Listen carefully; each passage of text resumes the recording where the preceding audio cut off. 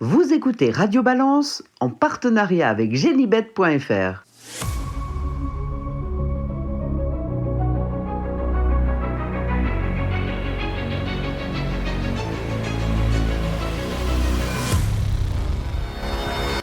Bonjour, je suis Dominique Cordier, nous sommes réunis au Cardinal, 5 places de la Porte de Saint-Cloud, Paris 16e, pour un nouvel épisode. Avec nous, il est là, en face de moi, Hubert Tassin. Salut Hubert.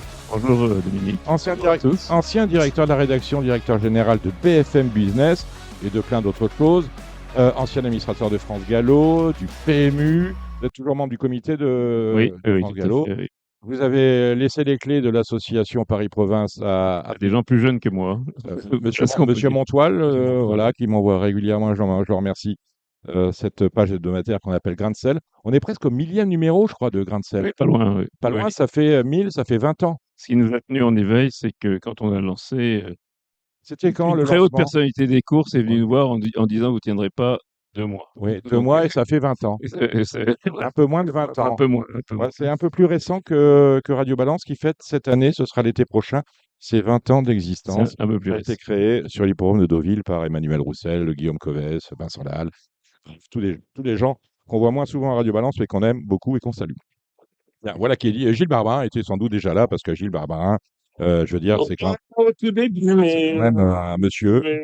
C'est rapidement, oui. Quand même un monsieur qui a vu le premier derby d'Epsom, il faut quand même le savoir. Je veux dire, exceptionnel. Non, mais j'ai vu le Tremblay, j'ai vu Évry, j'ai vu plein de choses, voilà. Ouais. Hein. Ah bah tiens, on va rester sur ça. On va en parler, la situation. On va encore me reprocher de verser dans le catastrophisme. Alors j'aimerais bien que vous dire que tout va bien, c'est fantastique. Les gens flambent aux courses comme des malades. C'est pas exactement le cas, on le verra tout à l'heure. Et Gilles, ce dont on va parler, vous me dites, mais il n'y a pas de surprise. C'est assez linéaire. Ceux qui ont pris les mauvaises décisions il y a 20, 30, 40 ans sont toujours les mêmes qui sont aux commandes aujourd'hui. On voit pas pourquoi ça irait mieux. Et ça part de loin, hein, votre réflexion. Bah oui, parce que moi j'ai connu le Tremblay qui a été fermé en 67. Après j'ai connu ce magnifique champ de course d'Évry qui a été créé, je crois, inauguré. C'était en 73 et puis qu'on a fermé en fin 96 parce que avec la crise du PMU, il fallait fermer soit Chantilly, soit Maison Lafitte, soit Évry. Voilà, c'est dommage. C'était le plus beau champ de course. Voilà, bon, on a fait des courses, un peu plus de courses à Fontainebleau où il n'y a même pas le tracking. On a fait des courses à Compiègne. Bon, voilà. Après, on a fermé aussi l'obstacle à Enghien. Ça, c'est aussi une décision qui est lourde de conséquences parce que quand on voit aujourd'hui les courses d'obstacles qui se disputent à Auteuil et à Compiègne, ça concerne les mêmes chevaux. Donc, on n'est pas capable de remplir, surtout en ce moment où c'est quand même concentré, on n'est pas capable de remplir les top 5. On a vu hier 12 partants après le forfait d'un cheval. Voilà, c'est triste. Enfin, il y a plein de choses qui me dépassent et je vois pas le bout du tunnel. T'as oublié Maison Lafitte pour finir la. Oui, j'ai oublié Maison Lafitte. Oui, tout à fait. Maison Lafitte, sur les 24 réunions, on a replacé d'abord 13 puis 11 sur des hippodromes qui sont entre 15 et 25% moins porteurs à niveau de course égale en termes d'enjeu.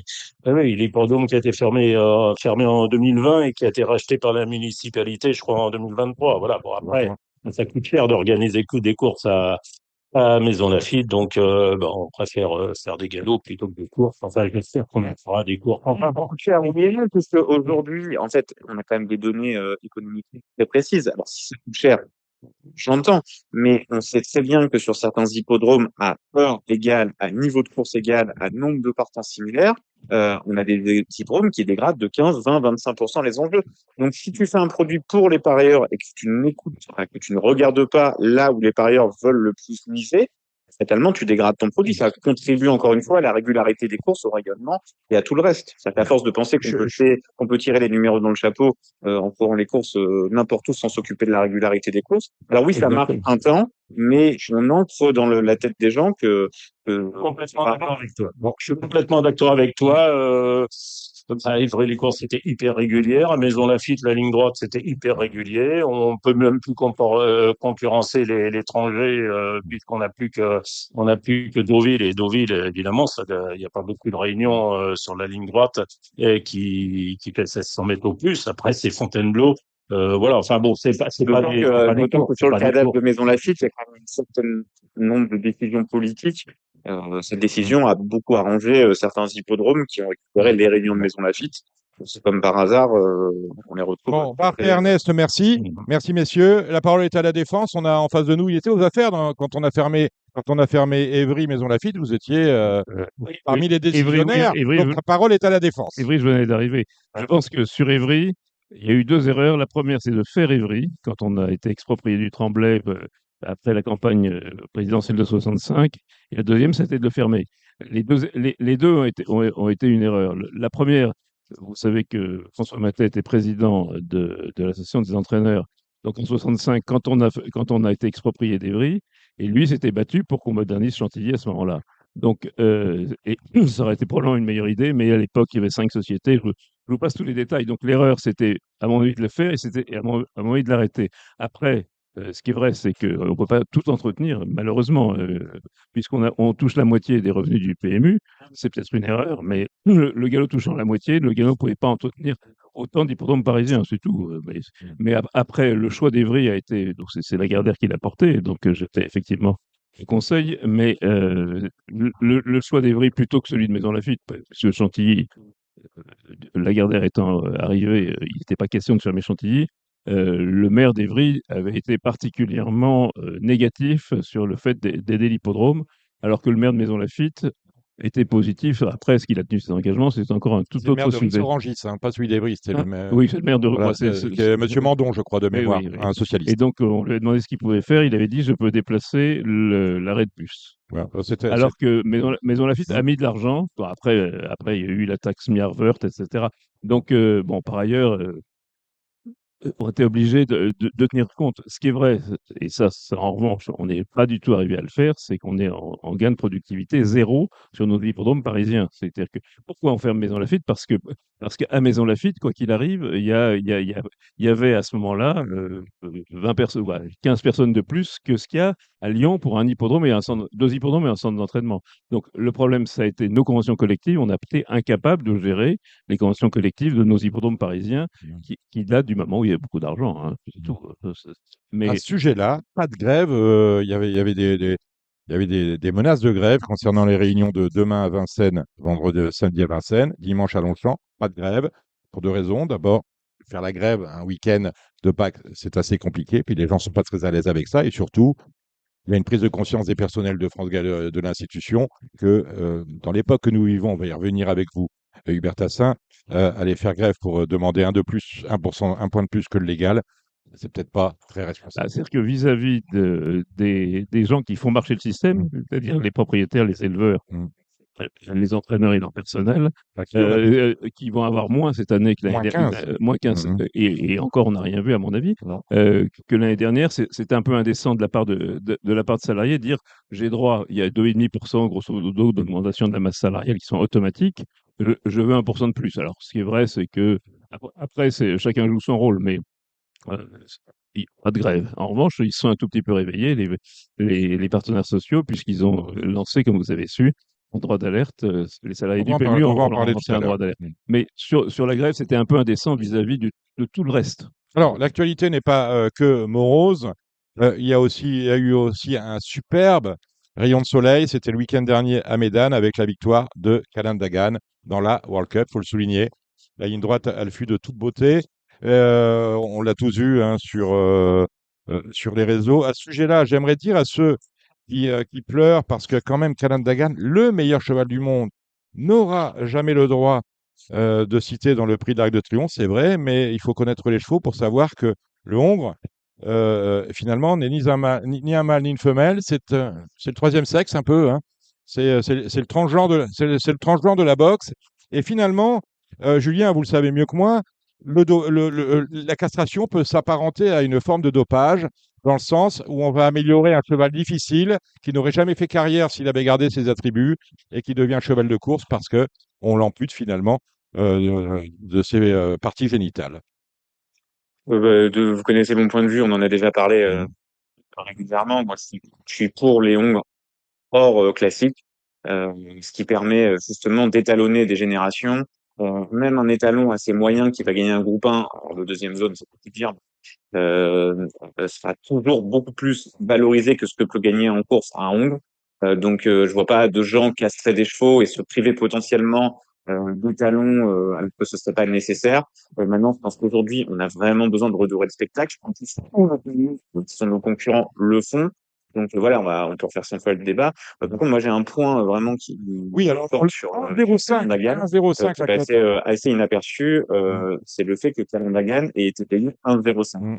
Comme vous avez pu le constater à la gagne, et 1,01 la place. Alors vous allez me dire, bah, c'est le meilleur cheval du monde, donc c'est pas forcément une mauvaise chose. Moi, ce que je voudrais mettre en avant, c'est ce qu'on appelle le Whirlpool, que vous allez le trouver maintenant quasiment. Donc, à la base, ça part d'une excellente idée. Faisons un pool commun dans le monde, faisons le maximum d'enjeux, et faisons une masse la plus grosse possible. Donc, évidemment, bah, c'est tout le contraire, par exemple, d'une grande surface face au petit épicier. On n'a jamais vu une grande surface vendre plus cher son produit que le petit épicier. Donc, en fait, depuis qu'on a fait le Whirlpool, comme tout le monde veut bouffer à la gamelle, encore plus qu'on en France. Donc, vous savez qu'en France, on a un minima payé, 1,10 à la gagne et 1,05 à la place. Donc, on a réussi. Alors, bizarrement, en plus, on arrive à allier on et off. Voilà, c'est la seule fois où la règle est valable, puisque sur le on, c'était pareil. C'est la seule Et donc, on s'associe au Whirlpool pour faire une masse. Donc, j'ai regardé, j'ai fait le pourcentage. Donc, la taxe sur le jeu simple a été à hauteur de entre 20 et 21%. En le payant indice, on aurait taxé 17,8%. Donc, c'était encore au-dessus des minima du standard français. Et donc, on paye 1,05. Donc, on a raté Calandagan à Hong Kong, c'est-à-dire qu'on a payé 1,80. Sur place, il était à 6 balles. On n'a pas pu s'associer à une masse qui nous permettait de au Japon. Là, à Dubaï, on le paye 1,05 en foutant une masse à 21%. Les bookmakers l'ont payé 1,25. Donc, c'est quand même une concurrence directe. Donc, vous êtes payé 5 fois mieux chez un bookmaker au PMU. Comme je vous dis, le principe de faire un pool commun et l'ensemble des favoris à Hong Kong ce jour-là a tous été payés World, étaient tous, ils n'ont pas tous gagné, le plus fort même été second, mais étaient tous entre 20 et 30% moins bien payés que chez les books. Donc vous faites une association de masse, au final, taper sur la gueule de votre parieur, et pour payer encore moins cher que vous ne payez dans les minima français, le meilleur sac du monde, mais l'ensemble des paris. Donc, je veux dire, on n'a jamais vu une grande surface proposer plus cher que le petit épicier. Le principe de faire une grande masse, ok, super, magnifique, très belle idée de faire une grande masse, mais faites-le pour proposer un rapport beaucoup plus attractif pour votre pari et que celui-ci soit chez vous. Donc, avant d'aller faire une Whirlpool, il faut travailler sur les TRJ, en fait. Peut-être une Eh ben là, le harmonisation. TRJ, tout le monde veut bouffer sur le TRJ. Le Exactement. résultat, c'est dans. Pardon, Et finalement, le perdant, c'est Et le problème, c'est que ce fameux Whirlpool va officier sur toutes les grandes réunions. Vous allez le trouver quasiment sur les 10 ou 12 plus grandes réunions. Et j'avais un Roland depuis des années sur le Whirlpool. Je comprenais pas. Je trouvais toujours que les cotes étaient négatives. J'ai fait des règles de fois avec le coup, quoi. C'est compliqué. Si vous avez un TRJ beaucoup plus défavorable que votre TRJ français, il n'y a aucune chance que 1,01 placé. Alors 1,05, vous allez me dire, quand vous êtes spectateur, ah, vous l'avez pas, la victoire de Calandagan à la commenter. Mettez vos 10 000 ou vos 15 000 dessus ou 1000 balles à 1,05, vous allez voir si vous avez trouvé aussi belle. Dernier point, et après je m'arrête pour pas vous faire un tunnel. On n'est toujours pas capable de l'afficher en 0,5. En plus, c'est une publicité mensongère. Il a été affiché 1,10 au départ au poteau passé. Donc en plus, on n'est même pas capable d'afficher la réalité du principe, c'est vous affichez 1,05. Vous n'affichez pas 1,10 quand vous payez 1,05. Vous êtes d'accord avec ça, Hubert? Alors, non, la vérité, c'est que la liberté, c'est le bookmaking, hein. C'est que nous, on s'est habitué dans un régime, on est en France, hein, donc l'endroit où le communisme a réussi, comme on dit souvent. Et donc, effectivement, nous, Gilles Barbarin qui a assisté au débat de la loi de 1891, je vous le rappelle. Ah ben, on a tous assisté à ce débat-là. Non, ce qui est vrai, c'est que on a baissé nos rapports sur le simple, mais pas le pool. À partir du moment où on prend un pool, on rentre dans un pool et c'est autre chose. Mais en revanche, sur le indice, vous savez que à un moment, nos géniaux dirigeants du PMU ont voulu payer un 0,5 maximum. On a finalement réussi à maintenir le indice. Le indice, c'est dans notre ADN. Soit on rembourse, soit on paye un 10. Donc là c'est invraisemblable. Mais ce qui est vrai, c'est que quoi qu'il arrive, les bookmakers peuvent faire des efforts, comme on sait, ils peuvent casser leur marge, et nous, on ne peut pas, puisqu'on est en pari mutuel, hein. Ça, c'est pas... Juste pour finir sur Calandagan, Oui, Dominique, Samy Boisa. une bonne publicité pour le Super 4 quand même, le top 4 ordre. Oui. Il y a un gagnant à 1,10 et ce Super 4 a fait 140 €. 140 Il €. était très facile à avoir, je l'ai même pas tenté parce que je pensais pas qu'il allait faire autant. Tu vois, il faut toujours tenter les choses. Mais on l'a touché. On l'a touché, mon cher Samy. Voilà. Eux, ils savaient que ça allait faire 140. Oui, mais c'est quand Bah, même aussi une non, belle parce que publicité. Ethical Diamond, Ouais. c'était un deuxième favori en Mm. Mais ça reste c'est une belle publicité pour ce jeu et qu'on ne met pas trop en avant, malheureusement. Tiens, tant que je vous tiens, Julien Philippon a quitté le grand débrief. On n'a pas nous laissé puis, je ne sais pas pourquoi. Ça me permet de faire une parenthèse média. J'avais prévu de faire ce vendredi un spécial à toute allure. À toute allure, c'est l'émission qui coûte très cher à l'institution et qui diffusait le vendredi soir de 20h à 20h25 sur l'équipe TV. C'est cher, ça ne sert pas à grand-chose. Je vous le dirai la semaine prochaine. Rendez-vous est pris avec nos invités. Et on parlera, finalement, la semaine prochaine, on parlera bien évidemment de l'équipe TV dont on a du mal à comprendre le pourquoi, le comment et le à quoi ça sert et surtout le ROI, le retour sur investissement. Il n'y en a aucun. Donc ça sert à rien. Et on va élever le débat avec notamment Pierre-Emmanuel Goetz de savoir comment demain communiquer sur les courses de faux, parce qu'à l'équipe, ils ne le savent pas, mais ce sont des courses de faux, pas des courses de driver. Comment communiquer demain sur les courses de chevaux pour remettre, selon le slogan cher à Guillaume de Saint-Seine, que l'on salue, les courses dans le cœur des Français. Voilà, rendez-vous est pris. Donc je le disais, Julien, vous avez quitté. Non, attends, Oui, là, ce sujet, je voudrais. Attendez. Chacun son tour. Hubert Tassin, levez la main en premier parce qu'il est Oui, devant moi. parce que moi, je Hubert. suis devant, oui. Non, l'émission l'émission de l'équipe, c'est bien pire que de ne pas rapporter, de coûter, etc. C'est une indication totalement négative puisque nous faisons l'émission, nous la produisons, nous en payons la diffusion à la condition qu'on ne parle pas ni de course ni de paris. Or, les courses, c'est le pari. S'il n'y a pas de pari, il n'y a pas de course. Donc, c'est extrêmement simple. Donc, ça veut dire qu'on a honte de ce qu'on est. Donc, c'est bien pire que d'être négatif, parce qu'être négatif, Revenez à faire de l'argent avec la télé. Revenez la semaine prochaine, vous allez en apprendre des versets des pas mûrs. On aura les chiffres d'audience et tout, les budgets. Voilà, ça, la fois. Philippe Barbarin. Oui, non, je veux dire, effectivement, l'acteur principal, c'est quand même le cheval. Hein. J'ai jamais vu un jockey porter un cheval sur son dos. Donc, on a la chance d'avoir Calandagan. Là, il faut faire un maximum de pubs dessus. On devrait avoir sur tous les réseaux sociaux, enfin, tous les moyens de communication possibles, imaginables. Quant à Auteuil, on a les Anges Bleus, on a Télém ou on a Léopard du Berlay. Ben, il faut faire connaître ces faux-là et ça manque beaucoup. J'ai lu aussi pas mal sur les réseaux sociaux qu'il faut que les entraîneurs communiquent sur les chances de leurs chevaux. Encore une fois, moi je ne suis pas d'accord. Je suis plus pour qu'on communique après la course sur le pourquoi d'une défaite. Là, je suis complètement d'accord là-dessus. Et l'article 162 qui existe, qui n'est jamais appliqué, ben, il faut peut-être taper du poing sur les tables et punir tout le monde, hein, puisque personne, ou alors on le supprime carrément, hein. Ça sert à rien. Il y en a un article qui n'est pas 162. mis en application. Ah, voilà. Bon, moi, je préfère savoir pourquoi un cheval m'a couru plutôt que de savoir si l'entraîneur est confiant ou pas confiant avant la course. L'entraîneur, il fait moins bien le papier que moi. Voilà, et ça, je peux le prouver tous les jours. Donc, là, je suis. Alors, j'ai un petit problème de confidentialité à ce point, mais j'ai un petit problème de confidentialité que je veux soumettre à ce point-là. C'est demain, moi, si je te dis que mon cheval a eu un problème pulmonaire ou qu'il est rentré boiteux, ça veut dire que toute ma vie, je pourrais pas le mettre à réclamer parce que d'un seul coup, les gens se diront, il a eu un problème pulmonaire, mais il y a quand même Ça se soigne très bien, je veux dire. oui, ça se soigne, mais ce que je veux dire, c'est que tu voudrais, il y a quand même une petite embrouille. Alors, j'entends vraiment, et quand je parle à haute voix en même temps que je pense. Mais c'est que je t'entends parler de ça depuis longtemps. Il y a quand même un terme, je suis désolé, on te le dire, où, tu peux pas tout dire tout le temps, quoi. Enfin, paraît compliqué, quoi, d'expliquer qu'un cheval a eu un problème pulmonaire, et après, tu vas avoir l'horoscope à chaque fois, je suis assez mitigé là-dessus. Heureusement qu'habituellement, pourquoi pas cocher l'idée qu'un cheval a une explication à la de performance, sans forcément donner laquelle, mais dire que voilà, un entraîneur, suite à une mauvaise course, pense avoir une explication, d'abord, faut la trouver. Par exemple, moi, tu me posais la question hier sur Central Park West, tu as émis deux hypothèses plausibles. Il se trouve que j'ai eu quelques fois compulsé, lui, à répondre négatif à tous les examens.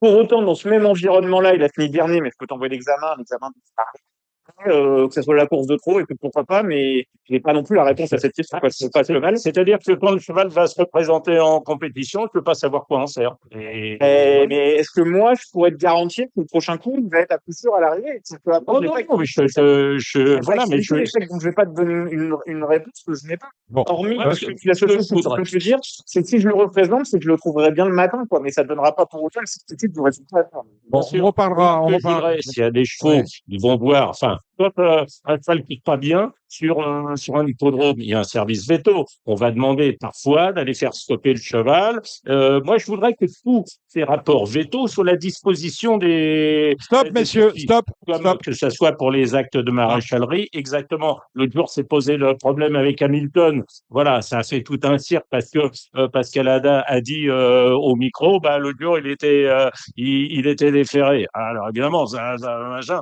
Bon, c'est Stop, stop, stop, stop, peut-être stop, stop, sa mauvaise stop. sortie.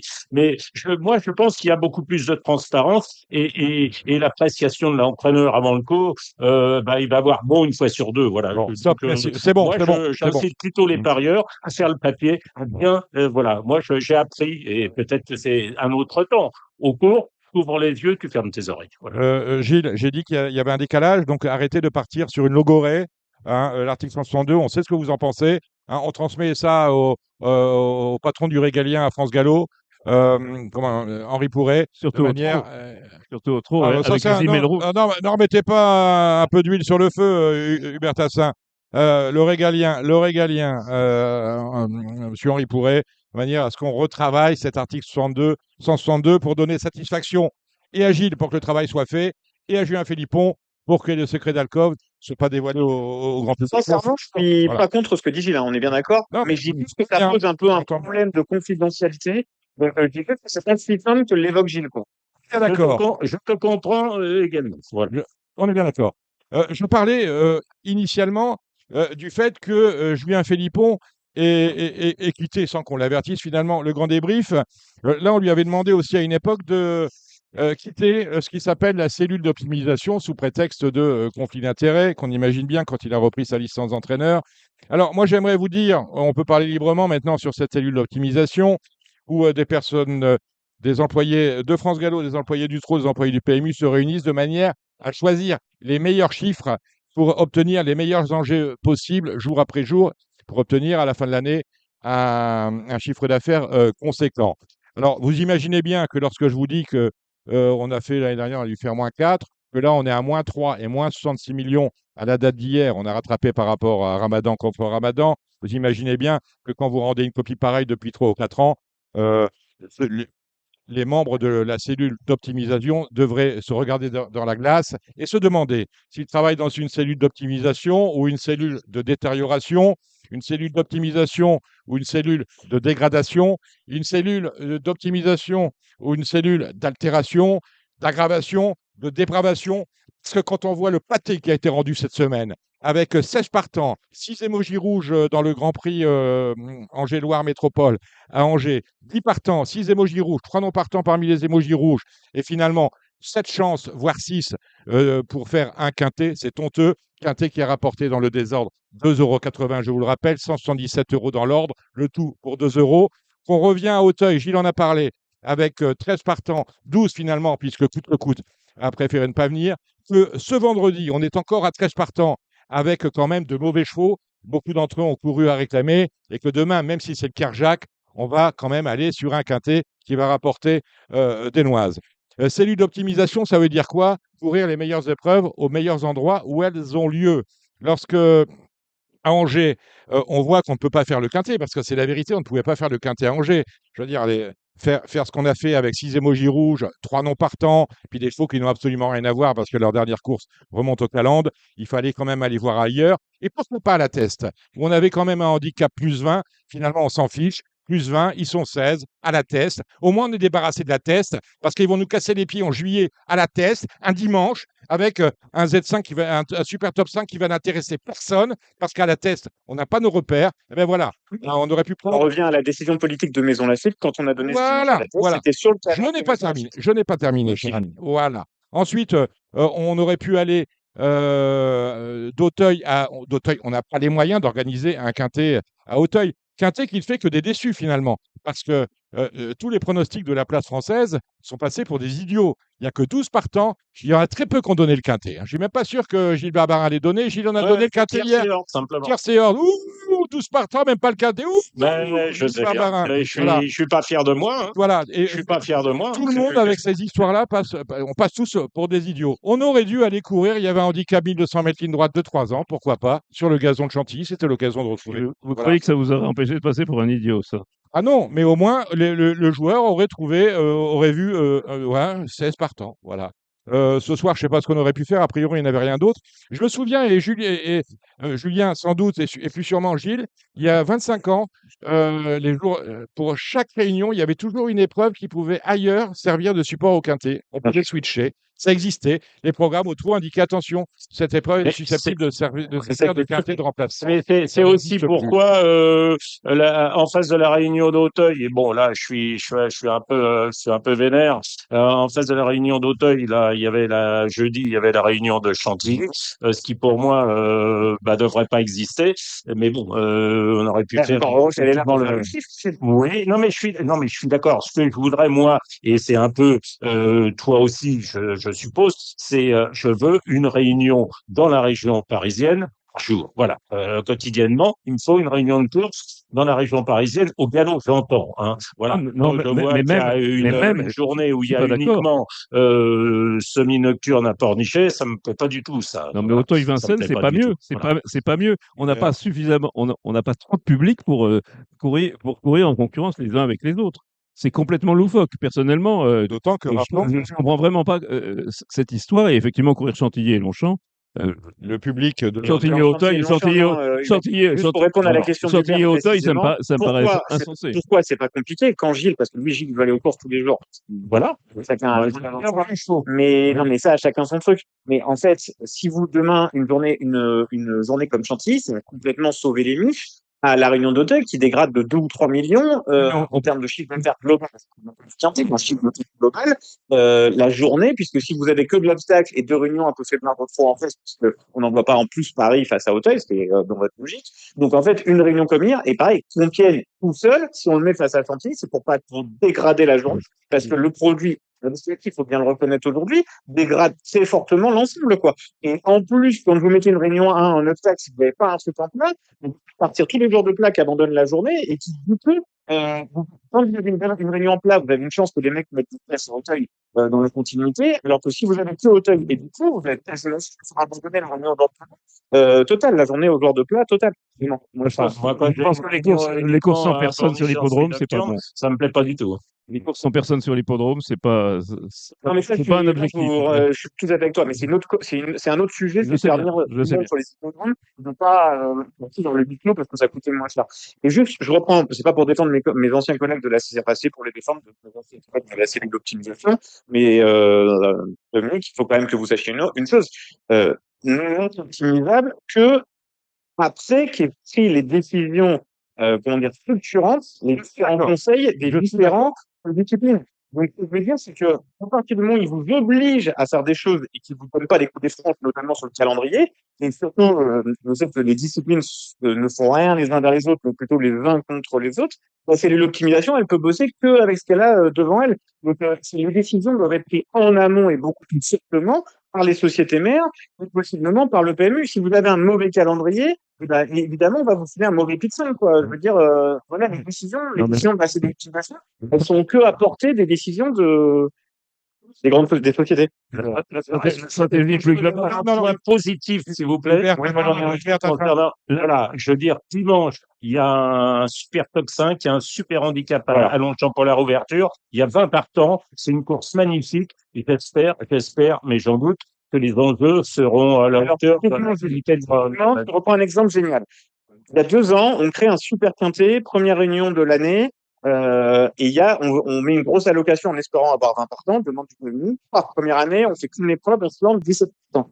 Là-dessus, Pierre Laperdré, qui dirige le plat, qui est quand même un mec qui sent les choses, qu'est-ce qu'il a fait? Il a dit, tiens, en année 2 et en année 3, je mets une deuxième épreuve derrière, et je suis sûr que je vais au moins répondre, les bonnes ou les mauvaises, mais à la demande du PMU de faire un round 20 partants une fois de temps en temps. Et comme par hasard, en année 2 et en année 3, on y arrive. spectacle. Ils ont réussi à inventer, mais il faut quand même. Mais, je veux dire, vous le racontez à un enfant, c'est placé sous le sceau du bon sens. C'est-à-dire qu'ils ont décidé de faire des quintés pour avoir les partants, donc ils détruisent complètement la valeur, ils font un sous-produit. Puis d'un seul coup, ils décident de se faire un handicap de 10 bons faux, les plus 60, là où. Donc, c'est comme si d'un seul coup, en plat, vous décidiez de faire un quintet de 34 et moins et que vous décidiez de faire un surproduit pour 8 temps qui vont être les 34 et plus. Mais c'est tellement frappé sous le sceau du mauvais sens avant de le mettre en place que ça ne peut plus échouer. Et puis plus ça va, plus on va vers la connerie. C'est-à-dire qu'on dégrade, on dégrade, on dégrade. Au fur et à mesure, en trop, ils se mettent 4 fois dans la. Donc, c'est parce que les courses de remplacement, comme vous dit Dominique, tous les soirs, au-dessus, vous regardez, il y a un choix numéro 1, un choix numéro 2, un choix numéro 3, un choix numéro 4. Mais en fait, ils font pas une surallocation pour la course qui va être choisie dans le quintet. Donc, en fait, pour les professionnels qui courent le quintet ou l'épreuve normale, il n'y a pas en place. C'est-à-dire que vous avez fait un handicap standard pour 12 000, vous courez le quintet, il y a 25 000. Donc, comme par hasard, il n'y a jamais un raté dans l'année en plat. Les mecs qui font le programme en plat, ils ne se trompent jamais. Donc, en obstacle et au trot, on veut savoir, est-ce qu'on regarderait pour prendre de la graine de ce qui marche à peu près en plat? Non. Il faut qu'on invente des conneries, qu'on va dans le mur, dans le mur, dans le mur, et puis après, que des gens qui se cherchent des excuses. C'est-à-dire qu'en fait, devant la situation à laquelle on est affaire au trot, avec des rapports qui sont dégradés, on continue à expliquer de m'expliquer. C'est-à-dire, ah oui, mais non, ah oui, mais non, ah non, mais oui. Du coup, on fait. Alors, moi, j'ai un énorme respect pour Benoît Fabrega, qui est pour moi un technicien hors pair, et qui est capable de beaucoup de choses. Mais faut-il que là-haut, on prenne les bonnes mesures et qu'on prenne enfin conscience. D'abord, le produit trot et le produit galop, c'est pas le même. Au galop, 16 partants dans un handicap, ça suffit largement. Au trot, avec les chevaux qui apparaît 18 partants, c'est à mon avis bien meilleur. Enfin, on ne prend pas du tout les bonnes décisions, mais ça sent tellement mauvais quand on les présente toute l'année que ça ne peut pas marcher. C'est une évidence. Et souvent, on Je suis s'aperçoit. complètement d'accord Ouais, avec bah, ça, c'est d'accord, Julien. c'est bon. Je C'est bon. prends l'exemple d'hier avec, par exemple, la course où il y avait Illusion Machine, Kirov, des très bons chevaux de haie. C'est dommage qu'on ne puisse pas avoir La 14 solution du obstacle, c'était de proposer un handicap de femelle. En plus, il faut que vous soyez vernis parce que vous êtes une épreuve, donc il faut que ça tombe pour être bien à 14, 15 ou 16. Au-dessus, vous dégradez. En dessous, c'est sans aucun carton, hein. Il y a pas un carton, hein. Merci, messieurs. Merci, messieurs. Merci, messieurs. Merci. Merci. Merci. Merci. Je vous remercie. Julien, je vais vous libérer. Vous avez du travail. Je vais vous libérer également, Gilles. Vous avez un rendez-vous.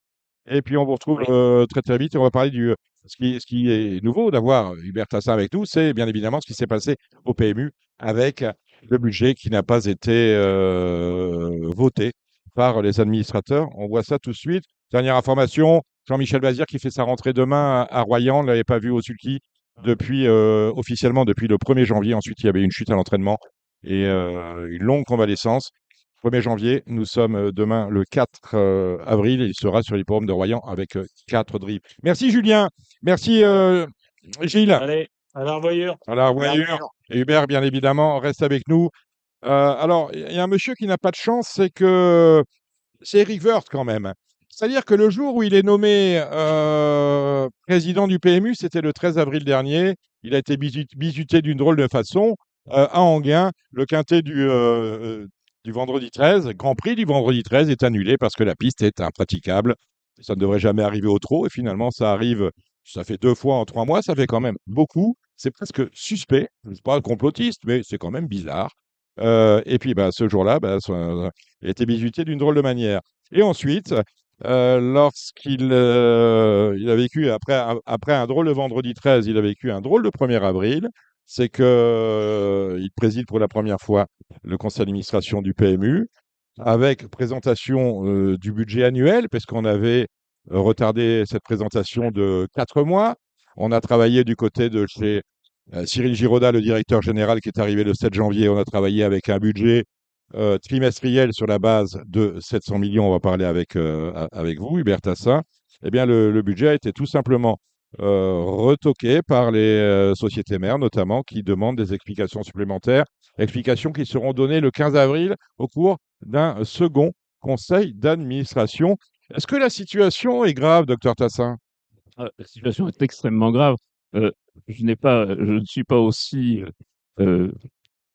nostalgique que nos 2 amis tout à l'heure. Ils pensent que tout pouvait que tout pouvait être bien avant et que par ailleurs tout n'est pas critiquable. Ce qui est vrai en revanche, c'est que ce qui nous arrive aujourd'hui, c'est-à-dire euh, une catastrophe absolue pour les sociétés mères, hein. C'est toute chose étant égale par ailleurs, c'est quelque chose qu'on avait forcément dû, et en tout cas moi je l'ai écrit suffisamment longtemps, qu'on avait pu voir arriver.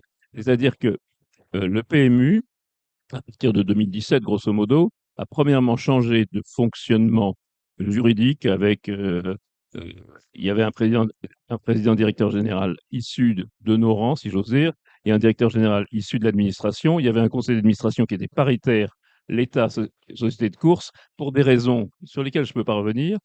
On a cassé ce système. C'était le système dit Lagardère, on l'a cassé. Et on l'a cassé, et ça a prouvé que le système était bon puisqu'on l'a complètement cassé. Et ensuite, la stratégie Linette puis Malcaz, on a eu 7 ans de descente aux enfers avec une stratégie qui était mauvaise au départ. Bon, elle était mauvaise. Tout le monde peut faire une stratégie mauvaise. C'est ce que j'ai souvent dit à Cyril Linette. Tout le monde fait des conneries. Le mieux, c'est de s'en rendre compte et de les Voilà. corriger. Et encore, au début de l'année dernière, Madame Malcaz disait la stratégie Linette, la baisse de l'offre, le recentrage sur les plus gros et les plus habituels des parieurs, avec notamment ce fameux quintet raté, euh, est un succès. Non, c'était pas un succès. Et donc, pendant que les performances commerciales étaient très mauvaises, hein, à partir de 2017, pour maintenir un versement aux sociétés de course, qu'est-ce qu'a fait M. Linette? Il a coupé dans des dépenses qui étaient les dépenses d'avenir. Il a pensé que c'était des dépenses qui ne servaient à rien. Madame Malcaz nous a dit, quand on a une marque connue, ça ne sert à rien d'investir sur la marque, le PMU. C'est bien sûr que McDonald's, Philip Morris Ils n'investissent pas sur ou ça. Coca-Cola n'investissent Non, pas sur non, la marque. ben non. C'était complètement loufoque. Mm. Et donc, on a coupé donc sur la marque. Bon, l'exemple sur la marque, c'est bien sûr le Tour de France. Le Tour de France, c'était vraiment la marque. Bien sûr qu'on ne vendait pas des paris sur le cyclisme, même si on pouvait en vendre accessoirement. C'était de la marque. Et là, on était au cœur des Français. Voilà. C'est nos gens, si j'ose dire, c'est nous-mêmes. Mm. On a coupé sur la marque, on a coupé sur les paris sportifs. Donc ça, c'était la fameuse stratégie dite équistratiste, qui était des gens qui avaient réfléchi, mais qui pensaient qu'il fallait arrêter de faire de la publicité. Donc, je rappelle que quand Philippe Germont est parti, donc maintenant c'est il y a 14 ans, on était sponsor de l'équipe de France de football, du Paris Saint-Germain et de l'équipe de France amateur. Alors, on aurait perdu le Paris Saint-Germain, parce que c'est plus dans nos prix. Et le football amateur, c'est très important, puisque le football amateur se tient dans des restaurants PMU, en général, Alors, en province. je vous arrête, on aurait perdu le Paris Saint-Germain parce que c'est plus dans nos prix. Qui est sponsor? Et finalement, quand vous regardez, toutes les grandes équipes de foot ont un sponsor opérateur maintenant. Je crois que c'est Oui. Unibet qui est au parc toujours ou un Betclic. J'ai un petit doute C'est-à-dire, maintenant. Ouais. si on n'arrive Donc, pas à Je s'aligner sais que, devant un je sais que Unibet. donc, Paris en Sport est à Marseille, par exemple. tout ça pour Voilà. dire, on a arrêté Centre. d'investir sur la marque. Et puis bon, le grand crime, c'est la minute typique de TF1. Mmh. C'est-à-dire que c'était un rendez-vous. C'était un rendez-vous à 8h moins 5, on parlait de chevaux. Et parler de chevaux, c'est bien aussi, hein. Notre truc, c'est pas seulement le pari, c'est les chevaux et le pari.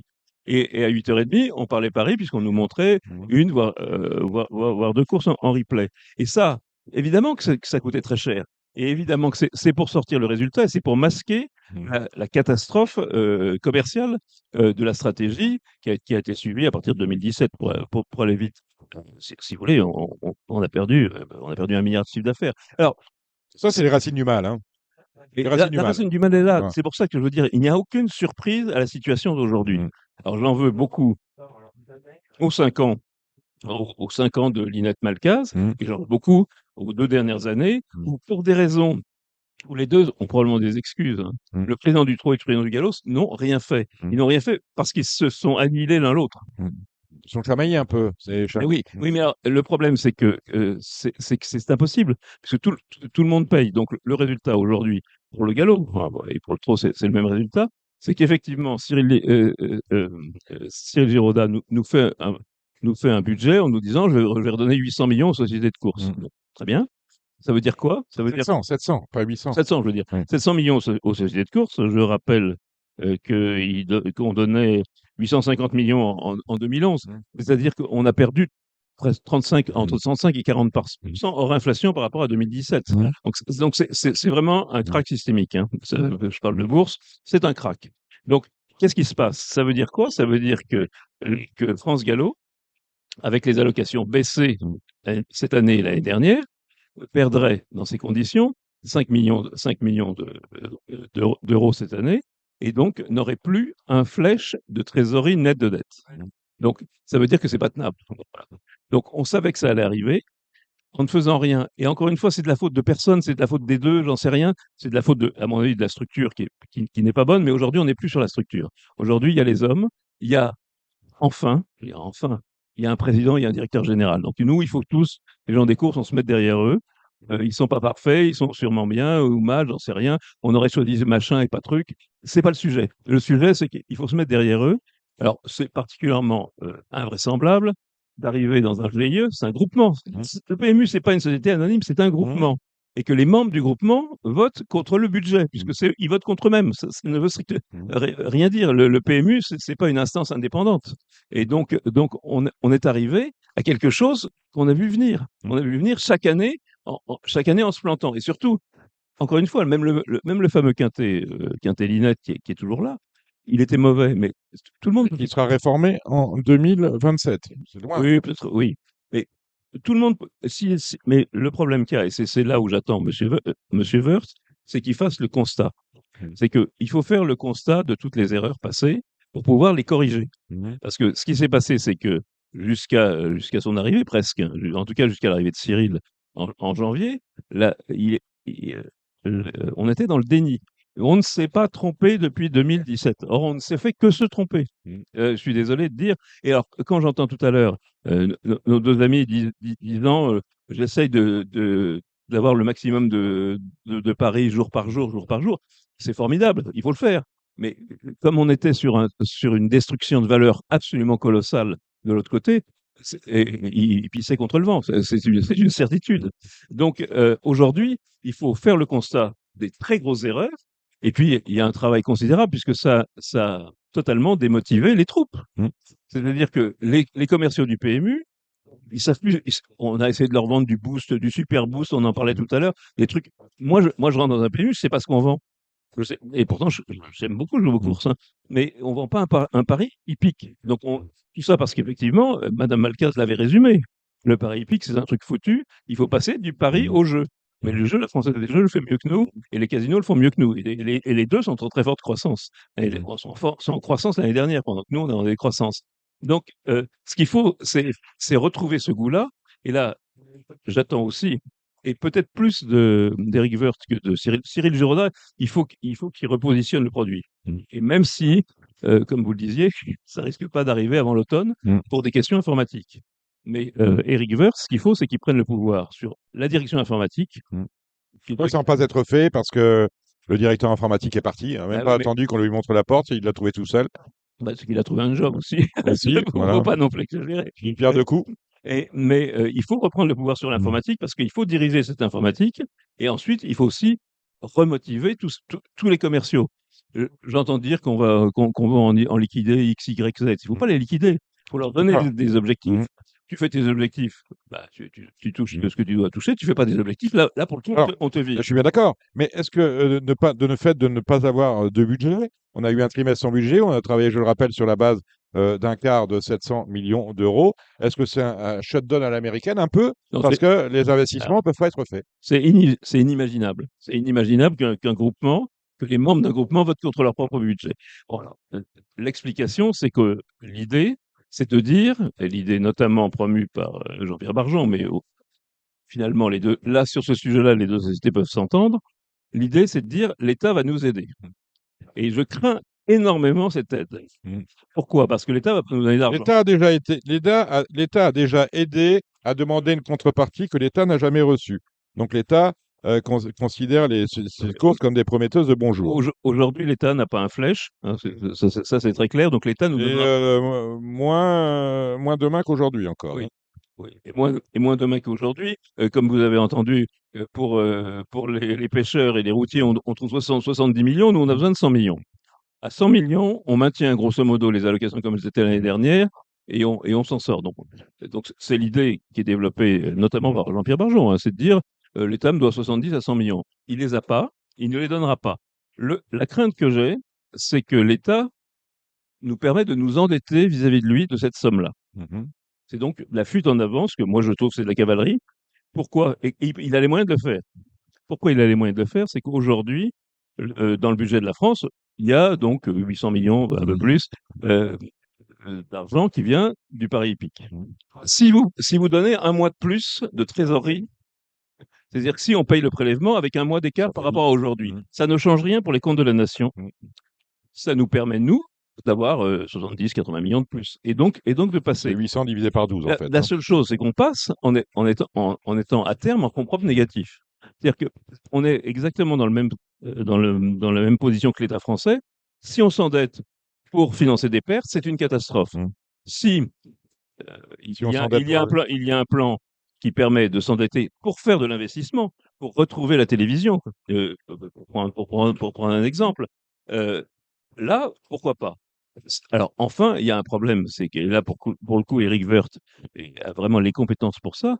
Il va falloir un peu nettoyer le bilan, parce que quand un président arrive, il nettoie le bilan parce que son prédécesseur, on a planqué a planqué des petits Le cadavres. travail a commencé à être fait par Cyril Giraudat, d'après mes informations. Oui, mais bon, Est-ce qu'il a ouvert tous les tiroirs? On il y a sait pas eu, encore. c'est un peu technique, mais on a immobilisé des salaires en disant ces salaires, ils sont là, le type, il est là parce qu'on va faire un nouveau jeu qui, dans 5 ans, etc. C'est à la limite de l'honnête. Bon, c'est comme ça a été fait. Et Éric Woerth, d'abord, il connaît les comptes. Hein, il connaît les comptes. En plus, lui-même, ça a été son métier. Vous me rassurez, il a été ministre de l'économie. Alors, si vous me dites Woerth ne connaît rien aux comptes, je suis très inquiet. Non, il connaît les comptes. Diriger une boîte, c'est un challenge pour lui. Oui, parce que lorsqu'il se prévaut d'avoir dirigé des collectivités locales, une entreprise comme le PMU n'a rien de commun avec une mairie de celle de Chantilly. C'est ce que je dis, vous avez les commerciaux et vous avez l'informatique à remettre d'aplomb. Et parce que ça a été laissé, l'informatique, c'est parce que Linette et Malcaz, ils comprenaient rien, laissaient faire, hein, honnêtement. C'est vraiment l'impression que j'ai eue. Et le commercial, ils étaient perdus avec la dernière épisode qui était les cacahuètes. Cacahuètes. Voilà.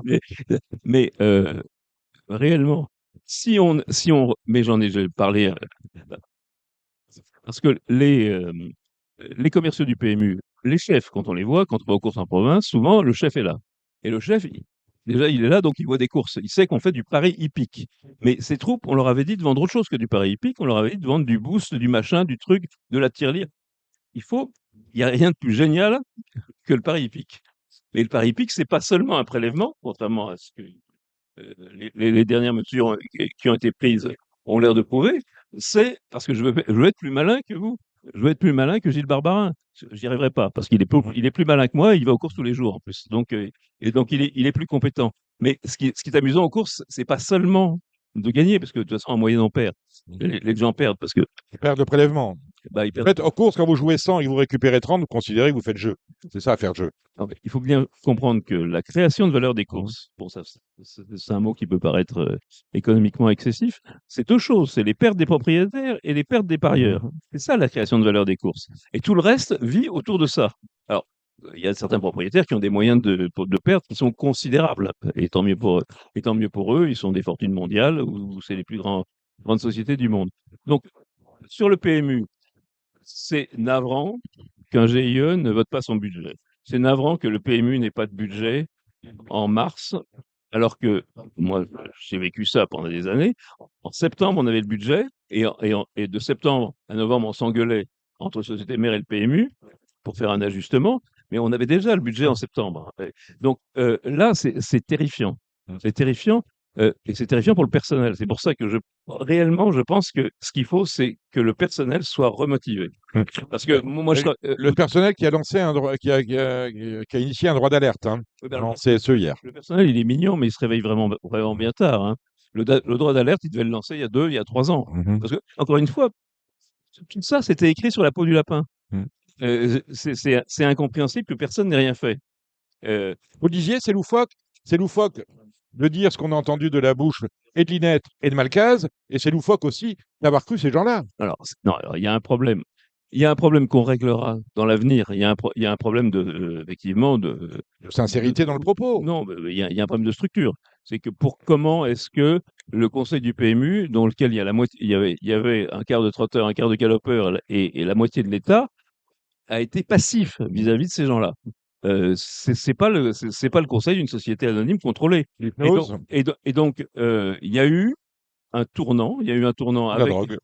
et il y a eu un tournant et les gens se sont laissés aller. Donc le drame, il est là. Bon, changer la structure, c'est pas le sujet du moment. Je pense il faut s'interroger sur la manière dont nos structures peuvent gérer ce bazar-là. Mais aujourd'hui, la priorité, c'est la relance et elle est à notre portée parce que vous n'allez pas me dire le contraire. Le Paris Hippique, c'est absolument C'est génial. absolument génial. Alors, c'est intéressant ce que vous me dites, vous. Vous me parlez de changer la structure. On a eu l'année dernière un très beau rapport qui était quand même frappé du sceau du bon sens, le rapport Avis, dont on a lu ici. Vous avez peut-être eu des documents un peu plus complets que ceux que j'ai pu lire. On a eu le rapport Avis, qui était quand même frappé du sceau du bon sens, hein, qui, sans le dire, nous envoyait vers un changement de structure. D'ailleurs, on changeait de structure puisqu'on parlait d'un GIE traditionnel à un GIE commercial. Bon, ça veut dire, ça veut tout dire et rien dire. Dans un GIE commercial, on y met ce qu'on a envie d'y mettre. Et on a eu un préfigurateur nommé au mois d'août ou en juillet, je ne sais plus, par François Bayrou, Éric Woerth, qui est nommé donc à la date du 1er septembre. Nous sommes le 2 avril. Je ne sais pas ce qu'a fait, à part rencontrer des gens, leur faire des sourires, les écouter et leur dire ce qu'ils avaient envie d'entendre finalement pour décrocher la timbale, ce poste de président du conseil d'administration non exécutif du PMU. Je ne sais pas ce qu'a fait depuis le 1er septembre jusqu'à la date d'aujourd'hui concernant le rapport Avis, monsieur Woerth. On en est où du GIE à vocation commerciale? Le Vous préconisez le rapport Avis? C'était un peu une blague, hein, parce que C'est pas- les GIE, Moi, j'ai pas d'humour, donc les GIE normaux peuvent tout à fait s'endetter, hein.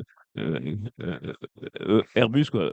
Airbus était un GIE, EAD c'était un GIE, il s'est endetté, sinon il n'aurait pas fait d'avion, hein. Donc, non, je veux croire, et je crois, évidemment, qu'Eric Woerth a fait le bilan.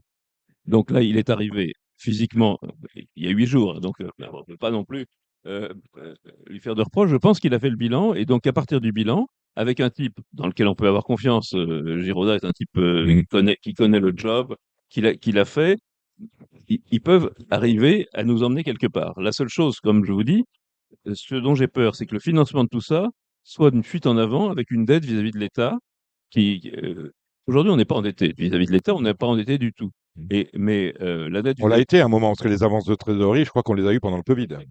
Oui, c'était normal. On n'est pas les seuls, hein. On n'a pas demandé de ce qu'on appelait les PGE, on n'a pas demandé Ça de revenait au PGE. même. Ça revenait au On a même. même. Mais il y a des sociétés de courses de province qui ont demandé Mais le PGE. Donc, Jean-Pierre Barjon disait que c'était c'était du prêt gratuit, en fait. c'est du prêt gratuit. Du- Aujourd'hui, c'est un prêt qui serait peut-être gratuit, parce que si on décale la trésorerie d'un mois, on nous décale la trésorerie d'un mois, mais c'est de la cavalerie. C'est ça le problème. C'est que, euh, encore une fois, si c'est pour dans un an, dans 2 ans, dans 3 ans, revenir dans des bénéfices, c'est très bien. Si c'est uniquement financer notre déficit, c'est-à-dire les 5 millions de France Gallo, par exemple, puisque ça va être 5 millions, euh, c'est pas raisonnable. Voilà, c'est tout. Alors, euh, c'est de l'argent facile. C'est-à-dire que Votre propos plaît beaucoup à Samy parce qu'il ne savait pas comment faire. Mais là, il se dit de l'argent facile, C'est- gratuit, du prêt C'est gratuit, une vision à court terme, vous voulez de la cavalerie, dire. lui Ah, qui adore les chevaux. oui, c'est de la cavalerie. C'est du super court terme. Le problème, et je ne veux pas être méchant avec notre président du PMU, c'est que ça ressemble à ce qu'a fait l'État français, Oui. c'est-à-dire s'endetter pour financer des déficits. On a fait la mairie de Paris aussi avec les loyers qu'elle encaissait à l'avance. Ça, Voilà, mais- là, c'est un véritable un truc Non, mais inimaginable. voilà, mais c'est ça.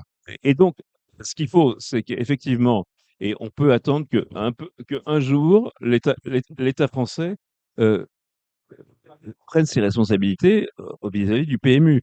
Le PMU, il est autant actionnaire que nous. Il touche des 10, quand vous jouez 100 euros, il touche 10 euros, ou pas loin.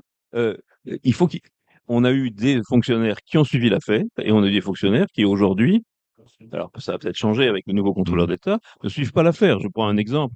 Dans les économies qu'on doit faire, c'est trop galop, les services communs, dans ce qu'on appelle les services supports. On a réussi à voter un budget, un investissement dans l'informatique du trop et du galop. C'est le même métier, hein.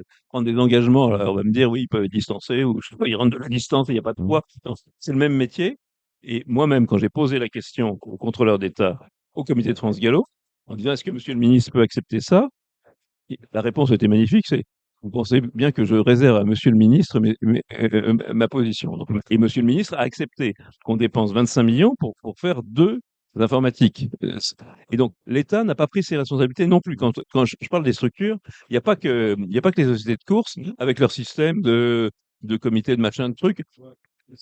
On a, on est visiblement pas capable, on n'a pas été capable de gérer le PMU, alors qu'on était capable de gérer le PMU de 95 à 2017. Avec... Tant que vous tient, Hubert Tassin, vous dites qu'il y a l'État. Aujourd'hui, en plus, le système R, le TRO, l'État, on a 2 administratrices indépendantes qui, en plus, sont payées pour poser leurs fesses sur un joli fauteuil. À quoi elles servent? Alors, ce sont 2 femmes qui sont compétentes, qui ont une compétence pour regarder les comptes leur principale mission, Et quand on a déjà un contrôleur d'État, je reviens. est-ce qu'on a besoin Laissez-moi de finir. personnes Laissez-moi finir. supplémentaires? Elles ont considéré que leur mission était de soutenir la présidente, qui était Emmanuelle Malcaz, vis-à-vis des membres du Conseil. Moi, je considère que c'est un péché contre l'esprit d'avoir des administrateurs indépendants dans un GIE. Un GIE, c'est un groupement d'intérêts. Bien sûr. Donc, il n'y a aucune raison d'avoir des administrateurs indépendants. Donc, c'est encore une pitrerie de ce fameux changement de statut de 2017. Alors, on me dit que c'est parce que monsieur le maire, dont la gestion, comme on sait, financière était très, très brillante, qu'il a imposé. Tout allait dans un sens. Vers le bas, mais tout allait dans un sens.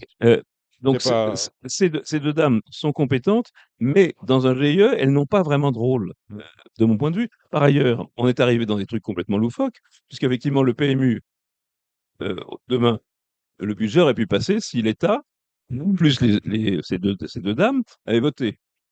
Ça ne veut rien dire, puisque dans un GIE, c'est l'Assemblée générale qui a les pouvoirs. Donc, de toute façon, on ne peut pas être contre l'Assemblée générale. Donc, je pense que elles ont un rôle. Peut-être qu'elles ne devraient pas être administrateurs, elles devraient peut-être avoir un rôle différent. C'est bien d'avoir un regard extérieur. Donc, ça, il y a Sans doute. ça s'appelle censeur, hein, dans les sociétés anonymes. Mais vous avez été membre du comité de France Gallo, vous avez des regards extérieurs dans le comité de France Gallo, parce que régulièrement, vous cooptez des gens qui n'ont rien à voir avec la choucroute, et qu'on prend pour leurs compétences et leur réussite dans le domaine de l'entreprise. On ne va pas citer de nom, mais quelquefois des gens qui n'ont pas de chevaux. On veut avoir leur avis. Voilà. Non, mais je suis bien d'accord. C'est là où je vous dis nos structures rentrent un peu dans le mur, avec le dernier exemple étant cette nouvelle structure de réflexion qu'ils ont appelée le Task Force.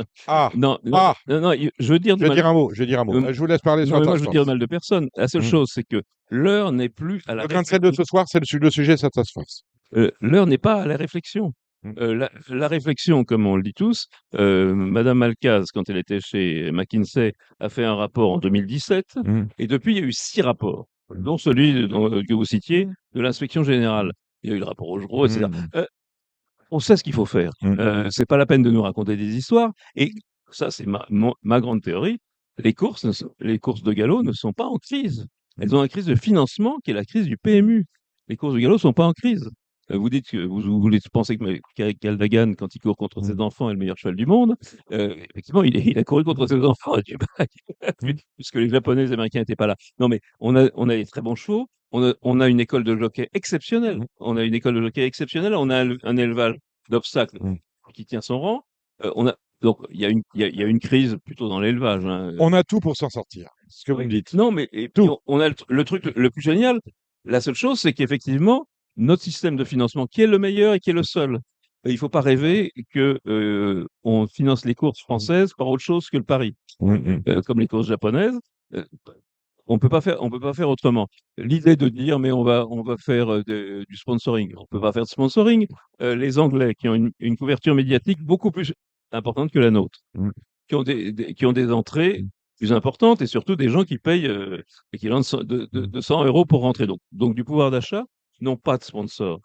En dehors du milieu, ils ont des bookmakers, ils ont des haras, ils ont des princes arabes, je sais pas quoi, et ils ont un sponsor pour le derby, un pour le Grand National, ça c'est quand même... et autrement, c'est des professionnels. C'est Monsieur Bamford ou le patron de Ryanair. Donc c'est des copains. Mais si eux ont pas de sponsor, nous, on n'a aucune chance d'en avoir. Faut pas On est rêver. bien d'accord. Et quand on entrait sur Mmh. les hippodromes, ne rêvons pas. Je rappelle souvent, le chiffre d'affaires des chalets à Cheltenham Mmh.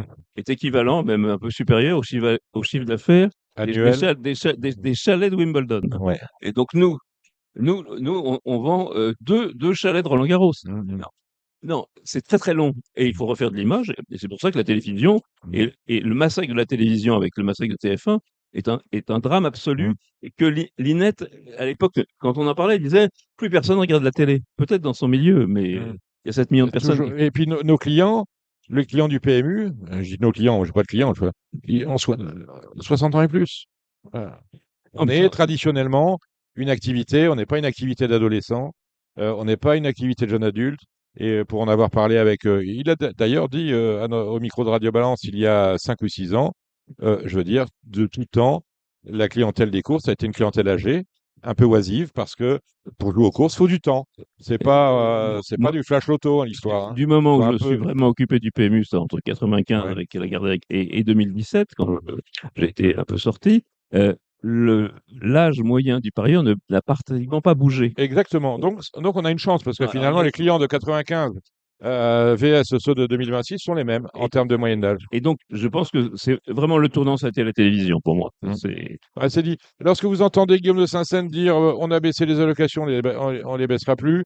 Lorsque vous entendez Jean-Pierre Barjon dire on n'a pas baissé les allocations, on les baissera pas, est-ce que vous les croyez?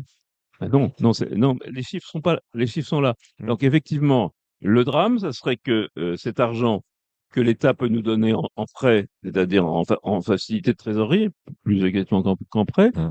il faut pas qu'on le dépense pour financer nos allocations.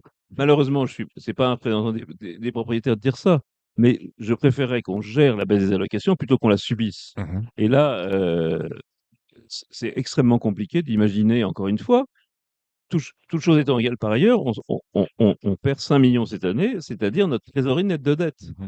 Alors évidemment, on a de la trésorerie puisqu'il y a les gens qui laissent leur argent sur le compte à France Gallo, qui sont importants, y compris les plus gros internationaux. Et puis, on a l'emprunt sur l'immeuble. Mais un emprunt sur un immeuble, c'est un emprunt sur un immeuble. C'est pas notre argent. Mmh. Donc, on aura grillé la totalité de notre trésorerie, sachant que c'est une trésorerie qui a été faite par des économies quand le PMU marchait bien, mais surtout sur l'immeuble de Boulogne et sur l'immeuble de la rue du Faubourg Saint-Honoré qui a été grillé dans Longchamp. Hein. Dernière question, j'aimerais qu'on parle de la task force. Je vais vous rappeler, j'ai lu, vous lirez sous la plume de. C'est Adrien Montoile. Oui. Vous lirez sous la plume d'Adrien Montoile dans le numéro de cette C'est- semaine du Grain de Sel.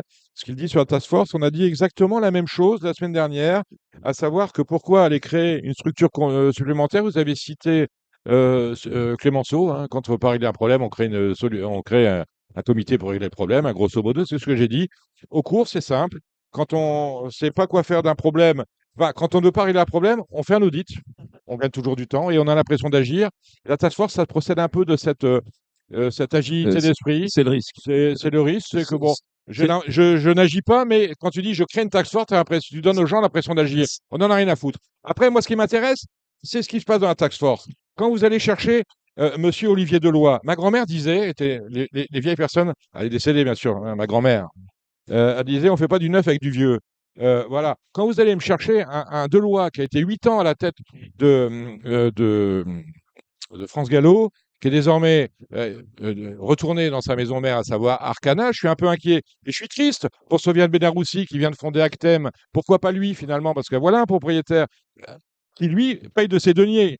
Je veux dire, il vit pas sur la bête comme Olivier Deloy. Il paye de ses deniers parce qu'il a des chevaux et il en a beaucoup. Je pense à Louis Baudron avec Octave. Pourquoi pas Louis Baudron, qui est un jeune qui monte, plutôt que aller me le chercher. Je termine. Olivier Deloy. Comme je le disais, j'aime beaucoup Xavier Hurstel, qui vient régulièrement en course, une fois tous les 4 mois. Je ne sais pas ce qu'il peut apporter à une task force. Je ne m'étendrai pas sur le choix de Xavier Papot, qui est un vrai propriétaire d'obstacles passionné. Et et celui qui ne m'a pas dit qu'il en était alors qu'on s'appelle régulièrement. Merci Patrick. Patrick Klein, il est dans la task force et une dame qui est commissaire a priori à France Gallo. qui est, Bon, qui est présidente des courses de Saumur. Donc, voilà, qui est présidente des courses de Saumur. Donc, je m'interroge sur la légitimité des personnalités retenues dans cette task force par rapport à un comité, comme le dit très bien Adrien Montoil, qui compose 60 membres. 60 membres. C'est-à-dire, on dit aux 60 membres du comité de France Gallo qui ont été élus, vous êtes des bons à rien, les gars. Hein, parce que vous servez à rien, vous ne proposez rien. On va prendre de nouvelles personnes. Là, on va prendre un jeune qui monte, Olivier Deloy, Xavier Papot, c'est bien. Xavier Hurstel, voilà. On a oublié Xavier Hurstel. On a oublié Xavier Hurstel. On parlait tout à l'heure de la changement de gouvernance. Lui, c'est la vieille époque. C'est quand même d'avant le décret de 2017. Quand ça marchait. Voilà. Alors on me dit, mais Xavier Hurstel, c'est un homme d'entreprise. Mais c'est un haut fonctionnaire défroqué, c'est tout. C'est le numéro 2 d'aéroport de Paris, il a un très gros job. C'est pour ça qu'il n'a pas le temps de C'est un gros job, oui, mais il n'a pas le temps de s'occuper de ça, à mon avis. Non, voilà. il faut pas. En plus, il n'a pas le temps de s'occuper de ça. Bon. Non, c'est pas une question. Il y a deux choses. Donc, c'est un peu bizarre. Effectivement, quand on a 57 personnes, dont 17 qui sont choisies pour leurs compétences, allez en trouver d'autres. Parce qu'à ce moment-là, je serais vexé. Il faut dire aux 17, tu démissionnes et je mets quelqu'un d'autre à ta place. Voilà. Donc, et puis, comme me l'a dit une présidente de comité régional de province, ça sert à quoi qu'on se présente, qu'on explique? Oui, pour après t'apercevoir qu'on va prendre une task force. Ça, c'est un peu bizarre. Bon, cela dit, devant l'urgence d'une situation, comme je vous ai dit, catastrophique, essayer de sortir avec une réflexion différente. J'aurais tendance à dire pourquoi pas. Olivier Deloy, c'est un très très gros acteur du commerce, et Xavier Papot, c'est un grand acteur. Bon, après les autres, ils sont ce qu'ils sont. Non, pourquoi pas essayer? La seule chose, je pense que ça sert pas à grand chose, que c'est la 50e Bien sûr. Le problème, c'est que ce qu'il faut faire en matière d'économie, on le sait, c'est réunir les fonctions support Trot et Gallo. Bon, effectivement, pour le faire, il faut être deux. Et il semble que le Trot freine des cas de fer. Et si on faisait une commission, effectivement, pour faire des économies, au Trot, ils ont deux stars. Hein. Monsieur David et Monsieur Sabinel sont deux stars. Et surtout Monsieur David, qui sait ce que c'est que de faire baisser des coûts. Donc, ça aurait été mieux de le faire ensemble. Là, il ne faut pas croire que France Gallo tout seul va pouvoir inventer quoi que ce soit. Bon, voilà. Leur rapport, il sera probablement très bon, mais aujourd'hui, on n'a pas besoin de rapport. On a besoin d'agir, c'est tout. Alors, bon, encore une fois, ces gens-là ne sont pas moins incompétents, pas plus compétents que d'autres. Mais le brief, qui est de leur dire vous allez faire quelque chose de nouveau, ils ne peuvent pas faire quelque chose de nouveau, parce que s'il y avait quelque chose de nouveau, on le saurait déjà. Bien sûr. Quand on veut enterrer un problème, on crée une commission. Georges Clemenceau, c'était il y a 2 siècles hein, déjà. On ne sait pas trop si c'était au début du 20e ou à la fin du 19e. C'est Georges Clemenceau. Lui, c'est Hubert Tassin. Il était à Radio Balance et on le remercie. On remercie ceux qui étaient avec nous pour un débat très animé en début d'intervention. Gilles Barbarin et Julien Philippon. On retrouve Gilles, hein, on a besoin de pronostics avec vous, Samy Boisa, pour ce qui concerne le galop du week-end et notamment la réouverture du programme de Longchamp. Et en fin de programme, bien évidemment, c'est notre ami Alexandre de Koopman pour le trot, parce que demain, on trotte à Vincennes avec le prix Kerjak. Merci Hubert, vraiment, d'être venu. Je pense qu'on n'a pas fini de vous recevoir à Radio Balance pour cette année 2026. Il va se passer des choses. C'est gentil. Longchamp, je reprends ce que disait Gilles Barbarin. Les courses, comme on dit, c'est un endroit pour les sourds, c'est-à-dire qu'il ne faut pas écouter les tuyaux, mais pas pour les aveugles. Dimanche à Longchamp, on va apprendre pour le reste de la saison, notamment avec le prix La Force, le prix Vento et le prix d'Harcourt. Donc, il faut regarder. On prépare déjà les poules et c'est vous avez compris. Allez, c'est à vous, Gilles et Samy. Genibet.fr, le meilleur du pari hippique en ligne sur Internet et mobile. Les pronostics du galop, c'est avec Gilles Barbarin. Bonjour Gilles. Oui, bonjour Samy, bonjour à toutes et à tous. Et ce week-end du galop c'est le retour de Longchamp, la réouverture de Longchamp, ça fait plaisir. Avec un terrain qui est jugé alors à 3,5, c'était la date d'aujourd'hui, et il y aura une liste à 8 mètres, Gilles. Oui, j'ai parlé avec le directeur de l'hippodrome il y a de cela, il était donc vendredi à 15h. Il m'a dit que ça devrait être du velours, qu'on n'annonçait pas de pluie, qu'il avait plu beaucoup moins qu'à Saint-Cloud, donc ça va être du velours. Voilà. Et le super top 5, le quintet, c'est le super handicap de réouverture, c'est la 3e à 15h15. Un handicap donc sur 1400 mètres, Gilles, pour les 4 ans et plus, avec 20 partants. Ça fait longtemps qu'on a fait un quintet comme ça. Et Dès que c'est super handicap, on a le droit jusqu'à 20. Voilà. comment aborder ce quintet? Est-ce que le numéro de corde est très important sur ce parcours? Je suis pas sûr. Je crois que l'année dernière, c'était tous les gros numéros. D'accord.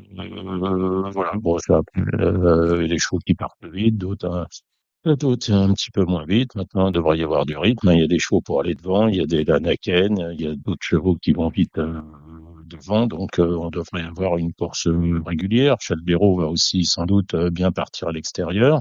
Voilà, Af va sans doute pas être très loin dans le parcours.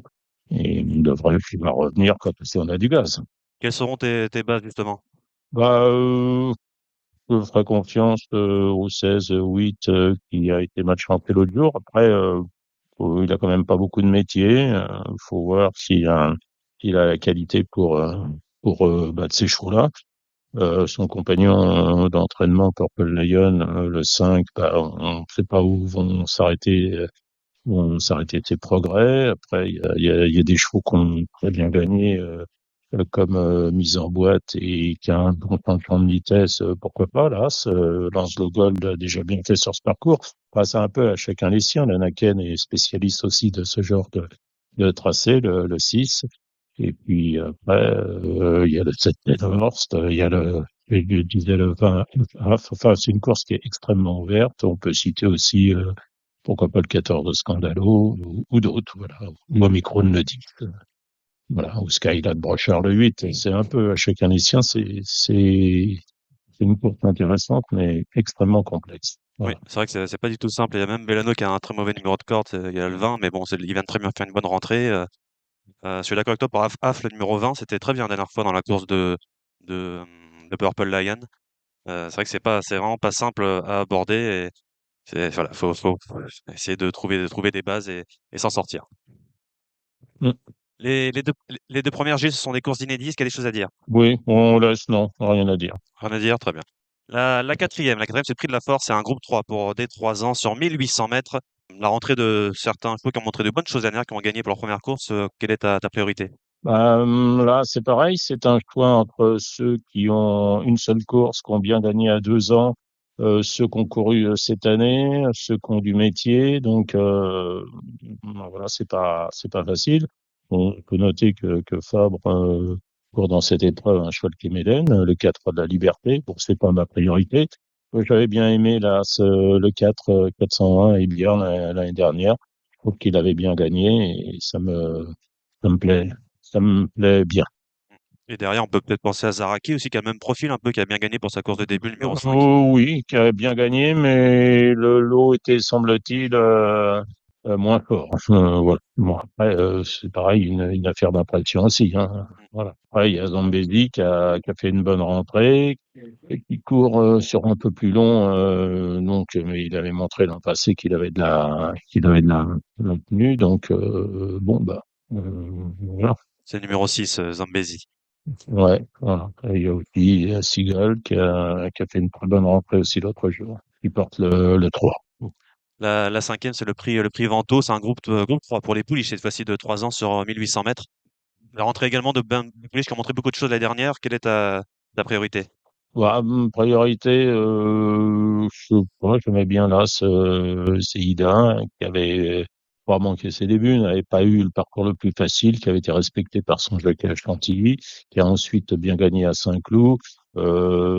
C'est une écurie qui possède beaucoup de bons chevaux, donc ils ont sans doute pas mal les cartes en main. Après, on peut hésiter entre le 8 Zaraxia, qui a été très bonne l'an passé et qui a certainement beaucoup de marge. Il y a le 10 Zlata, qui a été supplémenté, qui a couru une fois, qui a bien gagné aussi.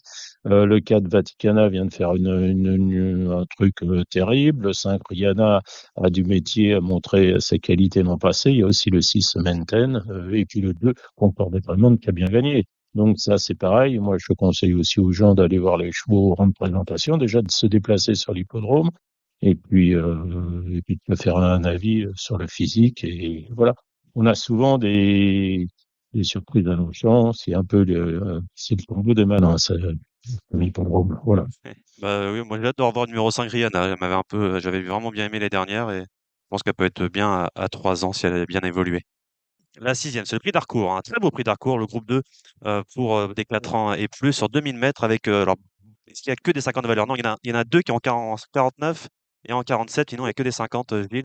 Oui, j'ai bien aimé la rentrée du 3 Klux sur un terrain qui était sans doute un peu lourd pour ses aptitudes, qui a été placé du Jockey Club, qui a ensuite déçu. L'an passé, il avait été castré et sa rentrée a été tout à fait bonne.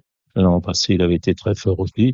Donc, je pense qu'il peut s'imposer. À Zincourt, le 4 a été excellent dans cette même course aussi. Tous deux avaient été battus par le Sec Bright Picture, donc je mise simplement sur le fait peut-être que Bright Picture, disons, ont été plus avantagés par un terrain plus souple, voilà. Qualificar, il rentre, il aura peut-être d'autres objectifs, je dis ça, j'en sais rien. Et puis j'ai adoré aussi le 6 Best Secret, qui est capable de faire un numéro dans ce genre de course. En tout cas, c'est une très belle course à regarder. Elle est pas, Comme toutes les courses de dimanche. ouais, elle est pas facile à jouer. Si vous voulez faire Mm. un top 4 ordre, bonne chance, hein. La 7e, le prix Arcava, c'est une listed sur 2100 mètres pour des juments de 4 ans et plus, Gilles. Alors, entrée de Tavlina, par exemple, le numéro 5 ou Jones, le numéro 7? Tajlina, oui, elle avait été très forte l'année dernière. Oui, elle avait battu Jones déjà. Tajlina sera peut-être plus sur sa distance que Jones. Jones sera peut-être mieux sur 2400 mètres, mais il y a aussi Indalimos, qui est Oui. une très bonne jument entraînée par André Farm. Peut-être qu'elle aura, elle aussi, comment dire, besoin d'un peu plus de distance. Après, on peut citer aussi l'As Zakharova, qui elle aussi peut-être aurait été plus favorisée par une distance plus longue, mais elle rend 3 livres aussi, mais je crois savoir qu'elle a bien travaillé aussi. Donc, mais c'est une course aussi très ouverte avec la présence du fils Lem Sarbat, qui peut-être pas tout à fait de la classe de certaines de ses pouliches, mais qui aura pour elle son avance de condition. C'est la JP O'Brien. On l'avait connue en France, hein, celle-là, Oui, c'est la quelques temps. sœur d'Alcim Ria qui court au Lion d'Angers et dont je suis copropriétaire. C'est ça. C'était chez Michael Delzangles à l'époque. La 8e, c'est la deuxième épreuve du handicap divisé, 1400 mètres, Gilles. Oui, les pensionnaires de Corinne Baron-Barbe peuvent faire un numéro, le 7 Royal Wood, le 10 White Platine. Il faut savoir où est-ce qu'il en est, celui-ci, mais il fait très bien ce parcours-là. J'ai bien aimé le 3 Zakocha l'autre jour, en entraînement de Gérald Maté. Voilà, elle est irréprochable. Elle a fini deuxième de Binzarak à Chantilly. Elle vient de gagner une C3 là au mois de mars. Pourquoi pas, mais il y a aussi d'autres chevaux comme le 5 Royal Sheik, comme le 9 Paintello qui effectuent leur entrée. Et donc, faut voir. Et puis le 15 Jacoboy qui aurait peut-être préféré un terrain plus souple, sans doute même, mais qui est tout à fait capable de bien faire. Enfin, ce sont des courses très ouvertes et il faut y aller avec prudence. Que penser du 12 Golden Brown? Il a enchaîné 2 victoires. Oui, c'est un attentiste. Il termine bien ses courses. Stéphane va peut-être l'orienter ensuite vers des parcours de vitesse, mais en tout cas, il est capable de bien finir. Après, ce qu'il a fait dernièrement, en termes de valeur, ça suffit pas, mais il est en forme. Il court peut-être de façon un peu rapprochée, mais bon, je pense quand même, le 12. Très bien. Voilà pour la belle réunion de Longchamp dimanche. C'est pas simple. J'espère que vous l'avez bien compris, mais c'est une belle réunion. Il faut, ouais, si vous pouvez aller à Longchamp, c'est super pour la réouverture. Juste avant de parler des autres réunions du week-end, Gilles, il y a Hong Kong. Alors c'est lundi, hein, il me semble. Euh, Et lundi, Hong Kong, oui, tout à fait, oui. donc Ouais, toujours à avec suivre des, Hong Kong oui, avec. avec des super chevaux. Il y aura notamment la présence de Crack dans cette réunion, avec notamment, j'essaie de retrouver, voilà, c'est la 7e de Spring Cup. Il y a cette plateforme, mais il y a évidemment il y a là ce Kane Rising qui va essayer de remporter un 19e succès d'affilée. Il aura face à lui ses adversaires de toujours, c'est-à-dire le 2 Helios Express. Il y a aussi le 3 Raging Blizzard.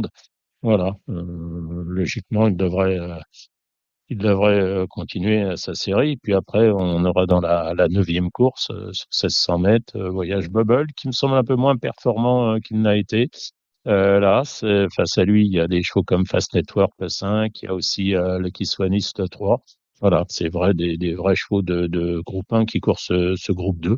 Et on aura donc Fuzzy, qui va courir donc Oui, fin avril sur l'hippodrome de Châtine. Et Sozy a travaillé tout à l'heure sur l'hippodrome de Saint-Cloud avec Amavi et Avist. Voilà. Très bien. Eh ben, écoutez, vous avez toutes les infos pour alors regarder Hong Kong lundi, c'est le jour de Pâques. Avec vous, Jules, pour la suite, ça sera les courses. Il y a Nancy et Croisé-la-Roche, c'est samedi. Et il y a également du Lyon-d'Angers, c'est dimanche. Pas facile non plus. Samedi 4 avril, les courses ont lieu à Nancy, mais aussi au Croisé-la-Roche. On va commencer par la réunion mixte de Nancy. Alors, sachez que le terrain a été mesuré à 3,9 pour les courses de plat, mais également pour les courses d'obstacles. Voici quelques conseils de jeu. La première, le 101 Carthage me semble complètement déclassé. Alors certes, il n'a pas couru depuis très longtemps, mais c'est un cheval de classe et il doit pouvoir s'imposer. Derrière, c'est un peu à chacun les siens parce que le 2, Saint-Urgent, a aussi beaucoup de qualité, mais lui aussi a connu une longue absence. Méfiance avec le 5, Saint-Tunis, mais également avec le 7, Wurfgeist. La deuxième course, on passe à un Méden de 3 ans en plat. Mon choix se portera sur l'As Helvetios, dont les 3 sorties à 2 ans ont été bonnes. C'est un concurrent qui est entraîné en Allemagne. Attention à lui. Face à lui se trouve le 6 Silver Jewel, dont les 2 sorties à Longchamp et Saint-Cloud ont été bonnes à 2 ans. Elle effectue une rentrée avec de vives ambitions pour la 3e épreuve du programme. Il s'agit d'un Méden. Ce sont des chevaux très moyens, des 4 ans et plus sur 2500 mètres. Dans cette épreuve, j'aime bien le 5 Never Risk. Il a gagné un Z5 sur l'hippodrome de Pau.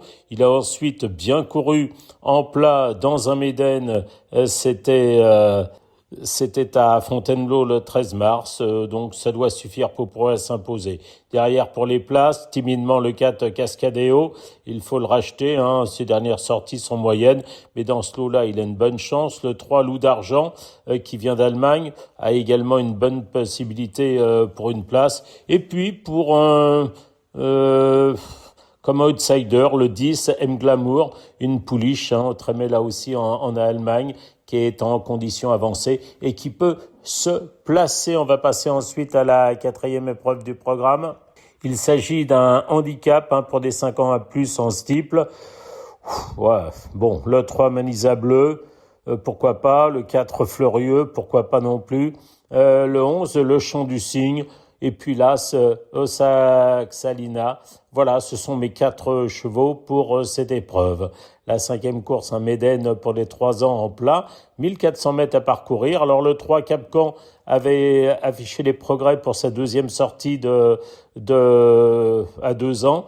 Il peut très bien effectuer une rentrée victorieuse. Attention au 8 Galice, dont la tentative initiale a été bonne. Et puis aussi au 4 Sonoyo, remarqué lors de sa dernière sortie. C'était à réclamer. Il a vraiment très bien terminé, ce fils d'Elarcam. Il était entraîné par Mathieu Boutin et a été réclamé. Il est désormais sous l'entraînement de Tim Dunworth. Donc méfiance dans cette épreuve. Donc le 3, le 8 et le 4. On passe à la 6e course. Là aussi, c'est très ouvert. J'ai bien aimé la ligne droite du 7, Joli Coup. Attention, le 8, Algeciras reste sur un succès. Elle a déjà beaucoup couru depuis le début de l'année, mais elle est toujours en forme. Attention au 2, Numerus Borghet également. Et puis aussi à une rentrante, le 12, Medana, qui est désormais entraîné par Ivan Volmer. Je passe à la 7e. Le 10, Afterglow, est en forme ascendante. Sa 3e place suffit à lui voir une bonne chance dans cette épreuve. Attention au 5, Zarakiva, qui avait bien fait l'an passé sur cette piste, mais également au 4, Wallem, remarqué à plusieurs reprises, et puis l'As, Mister Riem. Et on va terminer par la 8e épreuve du programme. Le 4 Candyman a triomphé, certes, après avoir connu un bon parcours, mais il a vraiment très, très bien couru. Attention à lui. Je mettrai ensuite... c'est ouvert. Il y a le 2 Screenshot aussi qui est en pleine forme. Le 3 Purple Mood, si le terrain s'assouplit considérablement. Et enfin le 12 Cogolin qui est en pleine forme. Voilà pour la réunion de Nancy. Je passe maintenant à celle du Croisé-la-Roche. Le Croisé-la-Roche, donc, c'est en semi-nocturne. Un terrain qui est bon. Donc, dans la première, je tenterai quand même Là, le 5, la craque presseuse, hein, qui vient de triompher dans un handicap le 20 mars. Hein, c'était sur les 2500 mètres du Croisé-la-Roche. Mais c'est le parcours qui nous intéresse. En dépit de la pénalisation, je trouve que c'est très bien. Derrière, je vous oppose le 7 Lighted Glory et le 11 Ray Sugar. Comme outsider, l'As Dream in Normandie, la deuxième épreuve du programme. Il s'agit d'une course à réclamer. Faut choisir, hein, entre le 8 Andy, là, ce Bozio, le 2 Joe Up. Voilà. Et puis en quatrième position, le 4 Zartop, la troisième épreuve du programme, un handicap pour des 5 ans et plus sur 2500 mètres. Le 5 Alicanto me semble tout à fait en mesure de renouer avec le succès. Ce Hong de 6 ans peut devancer le 4 Lomez, hein, irréprochable, mais qui effectue là une rentrée. Attention aussi aux 3 Lomsongur Island, dont les dernières sorties se sont soldées par des succès. La quatrième épreuve du programme, timidement le 4 Sweetas. Bon, pas très bien placé dans les salles de départ.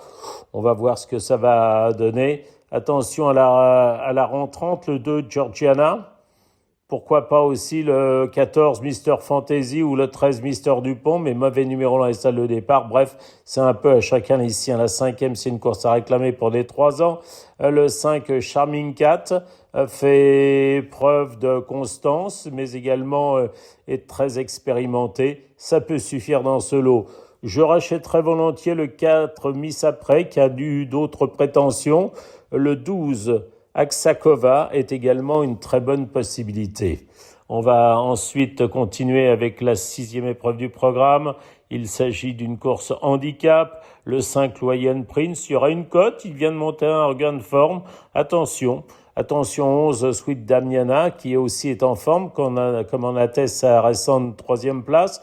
Le 8 Valento, toujours très à l'aise sur l'hippodrome du Croisé-la-Roche. Et puis le 7 Wixon Memory, voilà, qui fait un long déplacement. La 7e épreuve du programme, encore un réclamé. C'est pas facile, hein. Le 6 Pigna, timidement, mais elle va être très jouée. Derrière, pourquoi pas l'As au cœur de la nuit, capable dans un bon jour de bien faire, notamment dans cette catégorie. Voilà. Et on va terminer par la 8e épreuve du programme. Ça peut être un match entre 2 chevaux entraînés en Allemagne, à savoir là ce Tabeo, entraîné par Waldemar Hixt, et le 5 Winterzone, hein, entraîné par Maxime Pêcheur, qui vient de faire belle impression sur l'hippodrome du Croisé-la-Roche à l'occasion de ses débuts. Derrière, timidement, le 2 Queen McTall, qui aurait préféré peut-être un terrain plus lourd, et puis le 4 Limpide, qui court de façon reprochée pour son nouvel entourage. Voilà les amis, jouez bien ce samedi à Nancy et au Croisé-la-Roche. Après les réunions de Nancy et du Croisé-la-Roche, voici quelques conseils pour celle du Lion d'Angers du dimanche 5 avril, où le terrain devrait être bon, au dire des organisateurs. Alors pour cette réunion d'ouverture, hein, sur la piste de l'Île-Briand, c'est pas facile, hein, c'est très compliqué. Il y a beaucoup de partants et c'est tant mieux. Il y a 8 courses au programme, il y en a pour tous les goûts. Il y a des haies, il y a du steep, il y a du cross, il y a aussi du plat. Alors on va commencer par la première épreuve, une course de haies pour des 4 ans. Beaucoup d'inédits, beaucoup de chevaux inexpérimentés. Timidement, je dirais, sans rien savoir, hein, le 13 Yes Please. Je dirais également le 8 DinoCast. Et puis pourquoi pas aussi l'As Hurricane Verne, sans oublier le 3 King de Cérès, hein, qui avait montré quelques moyens cet hiver à Cagnes. Dans la deuxième épreuve du programme, une course de haies pour des femelles, hein, c'est des 4 et 5 ans. Le 3, My Lady Will, a déjà beaucoup de métiers. Elle est régulière tout au moins cette année. Elle doit pouvoir bien faire. Attention au 8, Moonlight Talent, qui a déjà 2 sorties aussi. C'est l'entraînement d'Étienne Dandinier. Méfiance avec le 9. Magie du Roi, Erwan Graal m'avait dit qu'elle allait manquer, hein, lors de ses débuts à Hauteuil. Bon, bah là, c'est peut-être le jour, c'est peut-être le coup marrant de cette épreuve. Et puis il y en a d'autres, hein, dans cette épreuve. Il y a le 11 Mang, il y en a d'autres également, notamment le 4 La Chamade, pourquoi pas, qui débute après avoir gagné en plat. La troisième épreuve, il s'agit d'une course plate pour les 3 ans. Ce sont des AQPS. Là encore, ils sont tous inédits ou presque, hein, il y a que le 2 qui a déjà couru. je ferai confiance aux entraînements, c'est-à-dire le 11 Ninja Kel, le 8 Nila et puis le 9 No More Champagne. Bon, sans rien savoir aussi. Donc c'est un peu à vous, écoutez un peu ce qui se dit et puis regardez les origines et regardez les modèles si vous êtes devant votre poste télé. Et puis voilà. Ensuite, la quatrième, c'est un cross pour des 5 ans et plus, 4500 mètres. Alors ceux-là sont déjà un peu plus connus. Je ferai confiance au 4 King Pedro. Ça me semble bien. Il est régulier. Il a effectué sa rentrée. Il fait très bien le Lion d'Angers. Bon, beaucoup de paramètres qui jouent en sa faveur. Derrière le 2 Speed Delang, c'est un peu la même chose. Donc le 4, le 2 en priorité. Et puis derrière, pourquoi pas l'As Je suis divin qui doit porter quand même 73 kilos. On passe ensuite à la cinquième épreuve. Il s'agit d'un Méden pour des 3 ans. Là encore, des poulains et des pouliches ayant très peu de métier. Certains débutent, donc c'est pas facile de conseiller. Je dirais timidement le 6, Exit the Stars. Je dirais également le 2, Encore Rich, voire le 7, 6K, qui est un peu à toutes les sauces. Elle a déjà couru 5 fois cette année, 5 deuxième places. Elle court de façon rapprochée, mais elle est en forme, donc pourquoi pas. La sixième, il s'agit d'une course de steeple sur 3900 mètres. Dans cette épreuve, je ferai confiance au 4 Géol de Carza qui vient d'effectuer une rentrée victorieuse. C'est une jument de 7 ans qui n'a jamais déçu, avec des interruptions de carrière, mais elle n'a jamais déçu. Le 7 Starvina va sans doute animer l'épreuve avec beaucoup d'avance. Espérons que ça se termine mieux que lors de sa dernière sortie où elle avait chuté. Je prendrai également un Nothing Ace, l'entraînement de Jérôme Delaunay qui avait été bon l'année dernière et qui a effectué une rentrée modeste. Peut-être monter là-dessus. Puis le 2, Nelson Dumactan. Et on va terminer par les 2 épreuves du handicap sur 2000 mètres pour des chevaux de 4 ans et plus. Alors la deuxième épreuve de ce handicap, je ferai confiance timidement aux 3 Plumbago. Derrière, je mettrai le 11 River d'Aven, voire le 5 By the Way, mais aussi le 4 Dari Angel. Et on va terminer par la 8e épreuve du programme. J'ai un partant là-dedans, c'est le 9 Alcimria. Alors, elle souffle un peu le chaud et le froid, mais elle a déjà bien couru au Lion d'Angers. Bon, c'est sa distance, 2000 à 2004, ça va. Le bon terrain souple comme ça lui va aussi. C'est la dernière sortie de sa carrière avant de devenir poulinière. Donc, espérons qu'elle puisse quitter la compétition en beauté. Mais bon, c'est pas gagné, parce qu'il y a le 12 Qumran qui a été très fort les dernières fois, notamment la dernière fois, que je crains particulièrement. Je crains aussi le 10 Oasis Bay, voire le 2 Flamboyante. Voilà, jouez bien pour cette réunion du Lion d'Angers. Avec Genibet.fr, vous aurez toutes les infos pour faire votre papier, vous pourrez profiter des meilleurs rapports en jeu simple et surtout, vous ferez la différence avec le Super Top 5, le meilleur des paris sur la course événement. Eh bien, on retrouve maintenant Alexandre de Koopman. Salut Alex. Bonjour Dominique, bonjour tout le monde. Avec un programme, ça commence. Les trotteurs sont sortis, beaucoup de PMH. Consultez vos journaux régionaux et allez aux courses ce week-end parce que le temps va s'y prêter. On annonce de belles températures, notamment lors du lundi de Pâques. Demain, on sera à Vincennes, Alexandre, avec un super plateau pour le Kerjak. On va regretter le nombre de partants, 13 seulement. Mais Claude-Pierre Santi, sur Twitter, faisait remarquer que dans le Kerjak, c'est la première fois qu'on voyait au départ 3 vainqueurs de Prix d'Amérique. On a Hokkaido JL, le tenant du titre. On a Hooker Berry, qui gagna à son époque, je ne me souviens plus en quelle année. Et bien évidemment, on a le revenant Idaho Tillard, double lauréat du Prix d'Amérique en ce qui le concerne. Ce sont les 3 plus riches, le 11, le 12 et le 13.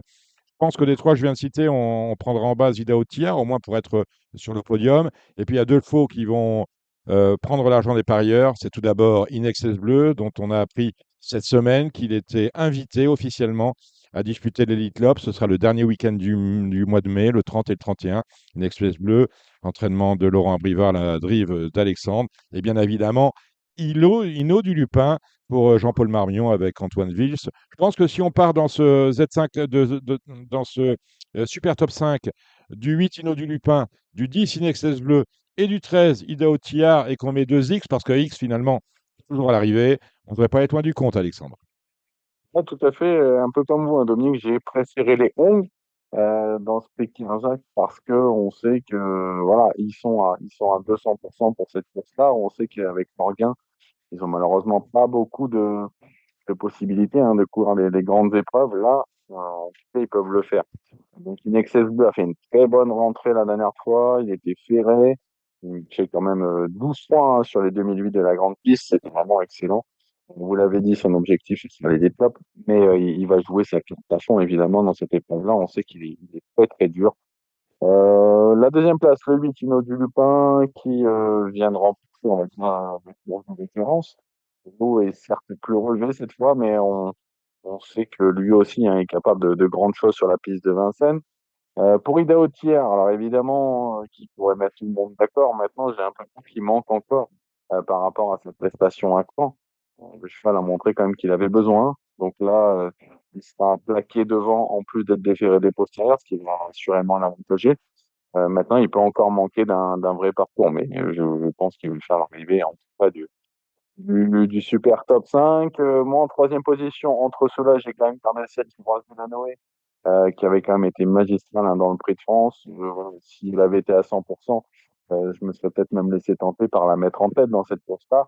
Ensuite, elle ira sur le Prix de l'Atlantique, normalement. Donc là, ces quatre-là incontournables. Ensuite, on a le vainqueur du Amérique de cette année, le 11 Hockey d'Ogiel, qui est très malchanceux quand même dans le critérium de vitesse. C'est à Cagnes, qui n'a jamais pu s'exprimer. Il a fini par faire la faute. Il aurait été second, sans ses malheurs ce jour-là. Ensuite, j'aime bien le 5 Ulysse Géo. Mmh. Ouais, fortement allégé, fortement allégé. Il est allégé cette fois. Donc, devant de tirer des postérieurs. C'est vraiment une configuration qui peut lui permettre de franchir un cap. Il est déjà pas loin de valoir les très bons tours. Donc là, j'estime que c'est le bon outsider à tenter. Je vais continuer de garder le Cobra qui, même si je pense que sur cette distance-là, il est un brin en dessous des champions. En huitième place, j'ai gardé le 9 Josh Power, qui est seulement plaqué devant, mais je sais que c'est un cheval qui court bien. Et il court bien frais, donc voilà, en cas de défaillance, je pourrais, mais je pense que les 7 que j'ai cités avant devraient jouer avec ça. George Power, d'ailleurs, qui est dans la même configuration de ferrure que lors du Grand Prix de la Wallonie à Mons, où il était également plaqué des antérieurs, comme au départ de ce prix Kerjak. Eh bien, merci pour ces éclairages particuliers, mon cher Alexandre. Le prix de la Dordogne, c'est la première. Une course pour de bonnes pouliches de 4 ans. On peut s'intéresser à. Oui, c'est une européenne. On peut s'intéresser justement à Guardami pour un homme qui gagne tout en ce moment. C'est Mathieu Mottier, c'est numéro 6. Ouais, Gardami qui est étincelante depuis qu'elle a rejoint les box de Mathieu Mautier. Le chrono était très bon la dernière fois, 12-7 encore. Donc je pense que si elle réédite ça, il va falloir aller la battre. Maintenant, il y a quand même de très bons éléments sur sa route, notamment le 10 Maya du Surf. Très malchanceuse par 2 fois. On a mis Eric Raffin cette fois. L'engagement est vraiment excellent dans cette épreuve-là pour elle. Donc c'est une cliente quand même. Le 7 Mirat Roulé qui est très bien fini en dernier lieu face au mâle. Et je vais rester comme le 4 Maya Giel, qui peut faire l'arrivée à condition qu'elle soit sage, ou alors le 8 Mossine Bandit. La deuxième, c'est la même, mais avec les mâles. On ne sait pas où il va s'arrêter. Il s'appelle Mentor de Play, il porte le numéro 11. Il est entraîné et drivé par Franck Blandin. Il reste sur 3 succès d'affilée. La marche est un peu plus haute, mais c'est une base, Alexandre. Dans cette course, il a réuni 13 partants. Ouais, celui-là, depuis qu'il est décéré, c'est un autre cheval, il s'est senti pousser des ailes, Franck Blandin, qui avait eu des très bons chevaux par le passé, là, il retrouve une locomotive. Il est quand même très, très fort. La dernière fois, il aura tourné autour. Il n'a pas eu la course la plus facile. Il est allé au poteau, mais chez 2-6. Donc, on se demande où va-t-il repousser encore ses limites. En tout cas, il passe un nouveau test cette fois, mais il n'y a pas de raison qu'il ne franchisse pas à nouveau. J'ai beaucoup aimé cette Mistral du Bois qui a été très mal chanceux la dernière fois, alors qu'il avait le parcours en or à 2 au carré. Mais malheureusement, la porte ne s'est jamais ouverte pour lui, mais il était plein gaz. J'avais vraiment hâte de voir son comportement. Donc, il va falloir compter avec lui ici. Le 9 Tatou qui avait également été très mal chanceux dans cette course-là, qu'il faut racheter. Le 12 Mécurdé, pour le moment, le déferrage n'a pas fonctionné pour lui. Il avait aligné quand même les victoires. Ça s'est mal passé aussi en dernier lieu, donc on le rachète. Parlant de mentor de play, c'est une drôle d'origine, hein. Daga du Rib pour le père. On ne va pas dire que c'est un étalon commercial, étalon de tête dont on voit beaucoup de produits. Et la mère, Aube d'Ortige, elle est par Kaiser Soze. Alors, vous voyez, je ne vais pas dire que c'est fagot et bout de bois, mais on n'est pas sur du premium en termes d'origine par rapport à des Festins Bourbon. Ouais, mais ça laisse espérer les petits éleveurs, en tout cas, toucher un bon cheval, des fois, la génétique, ben, heureusement, on peut avoir ce genre de trotteur. Et puis tant mieux. Le Prix de Sainte, c'est la troisième, une course pour des juments de 5 ans. On est à l'attelé. Bon, c'est une catégorie 5 ans où on a souvent des surprises. Et là, la course est ouverte à souhait.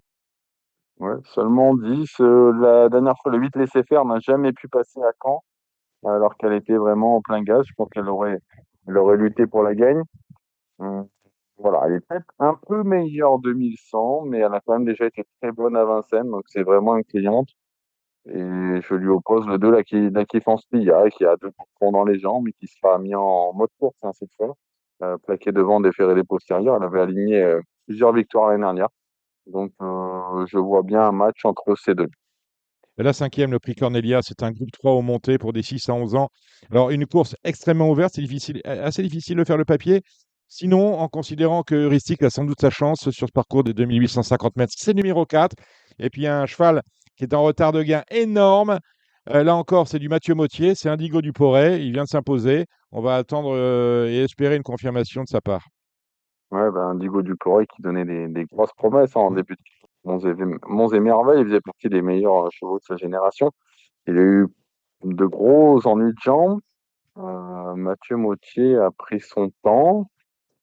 Avec ce cheval-là, il a pris le risque de le déférer des 4 pieds en dernier lieu en gain. Ça a fait ses fruits, c'était une première. Il s'est imposé dans un excellent chrono. Donc, je vais lui faire confiance, parce qu'en valeur pure, entre les chevaux qui ont 300 000 et ceux qui ont 500 000, on sait qu'il y a pas de grosse différence. Et lui, en estimant qu'il est quand même en net retard de gain, donc je pense qu'il peut remettre le couvert, mais c'est vrai que c'est pas fait d'avance. On a Je rêve du bois, le numéro 3, qui était très bon, trop attelé la dernière fois, qui a fait ses preuves évidemment sous la selle cet hiver. Le 4 rustique, vous en avez parlé, c'est une top jument qui a besoin de personnes, qui peut aller devant, qui est juste en dessous, hein, des meilleurs. Le 5, Eden Cruz, c'est aussi un dur à cuire, hein, qui n'a jamais le morceau.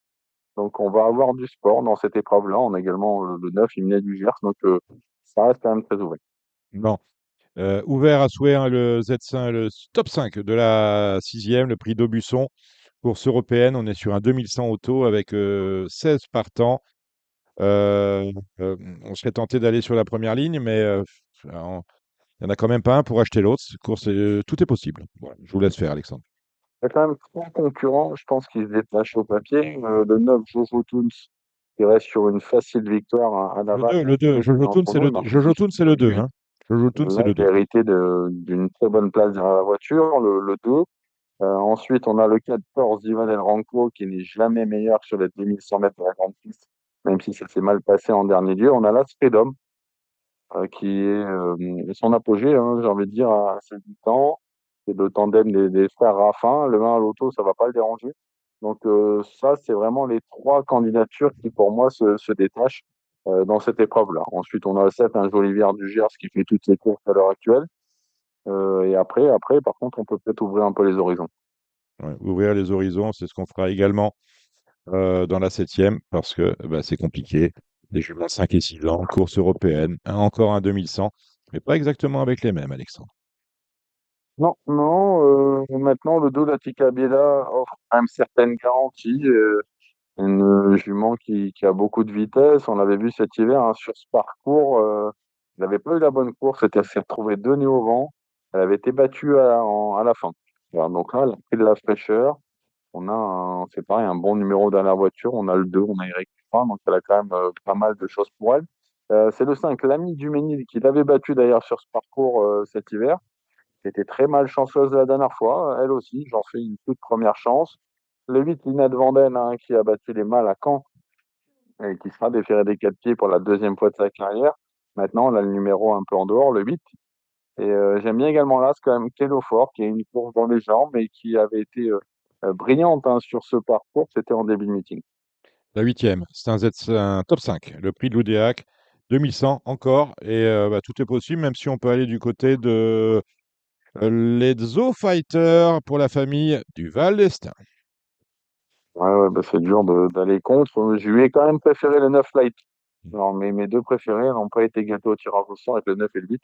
Et Fly Top, ça a été un, un enfer hein, la dernière fois dans le parcours sur un 2100 mètres emporté par l'autre nord de l'Est. Il n'a jamais pu passer leur marché dessus. Eric Raffin, deux dernières fois qu'il a drivé, il s'est imposé avec lui.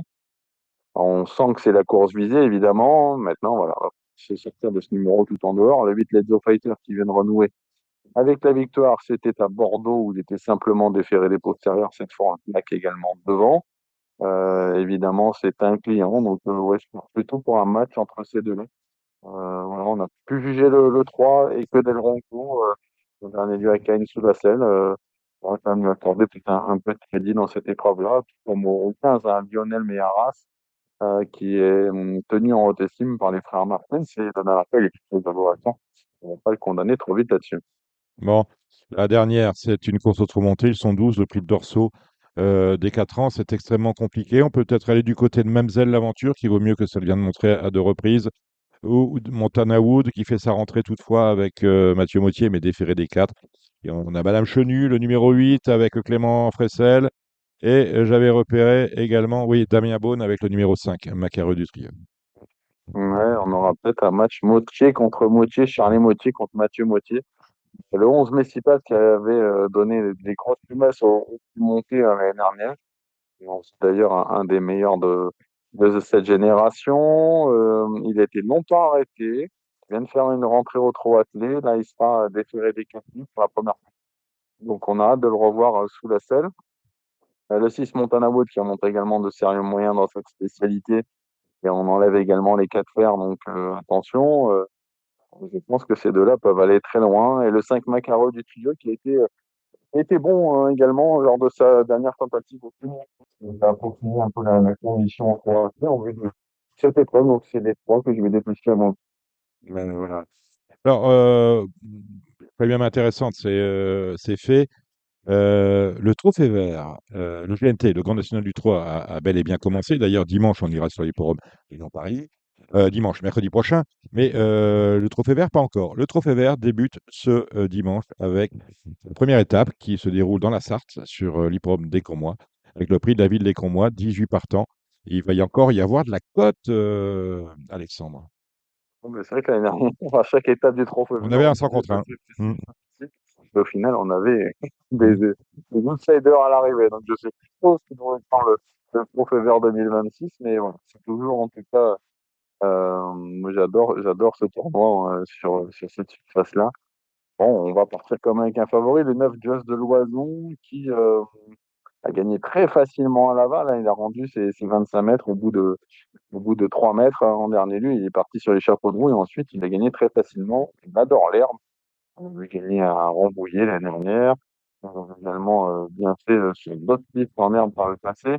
Donc, je pense qu'il a quand même tous les atouts pour bien faire dans cette première épreuve. En tête, j'aime bien le 4 Kaiser qui monte en puissance hein, à 6 ans, qui a l'avantage de partir en tête. C'est de loin pour moi la meilleure chance du premier poteau. Et le troisième larron, j'ai envie de dire, c'est le 12 qui 18, mais qui montre que jamais actuellement, même si c'est au trou monté. Et qui a également montré de la qualité au trot attelé. Donc voilà les trois chevaux que je vais détacher. Et après, ouais, il faudrait trouver un gros outsider pour surprendre éventuellement. J'aimais bien Kaya Dream, hein, qui a 2 courses dans les jambes. Je m'en méfie, voilà, pour une cote, elle avait quand même montré de belles choses au tronc monté. Là, on devait faire des calculs au tronc attelé. Voilà, donc pourquoi pas pour vraiment pimenter les rapports. Si vous avez regardé la réunion de Chartres, il y a 7 courses Oui, dimanche. j'ai fait le papier pour Et est-ce Chartres. que vous avez regardé également Cherbourg lundi? Tout hasard. J'ai regardé quelques courses, si vous Alors, voulez. je vous laisse la main, Alexandre, avec Chartres et Cherbourg. Allez, famille. Allez, on démarre à Chartres. La première course, le 3 Lascaux, hein, qui est invaincu en 3 sorties, qui a fait une rentrée gagnante hein, sur les programmes de Cannes, devancé un lot d'ailleurs qui tenait la route. Donc, il va tenter de poursuivre sa bonne série. Je lui oppose le 5 Leader Prisé, qui a montré un net regain de forme en dernier lieu, un cheval dur, hein, un cheval de train.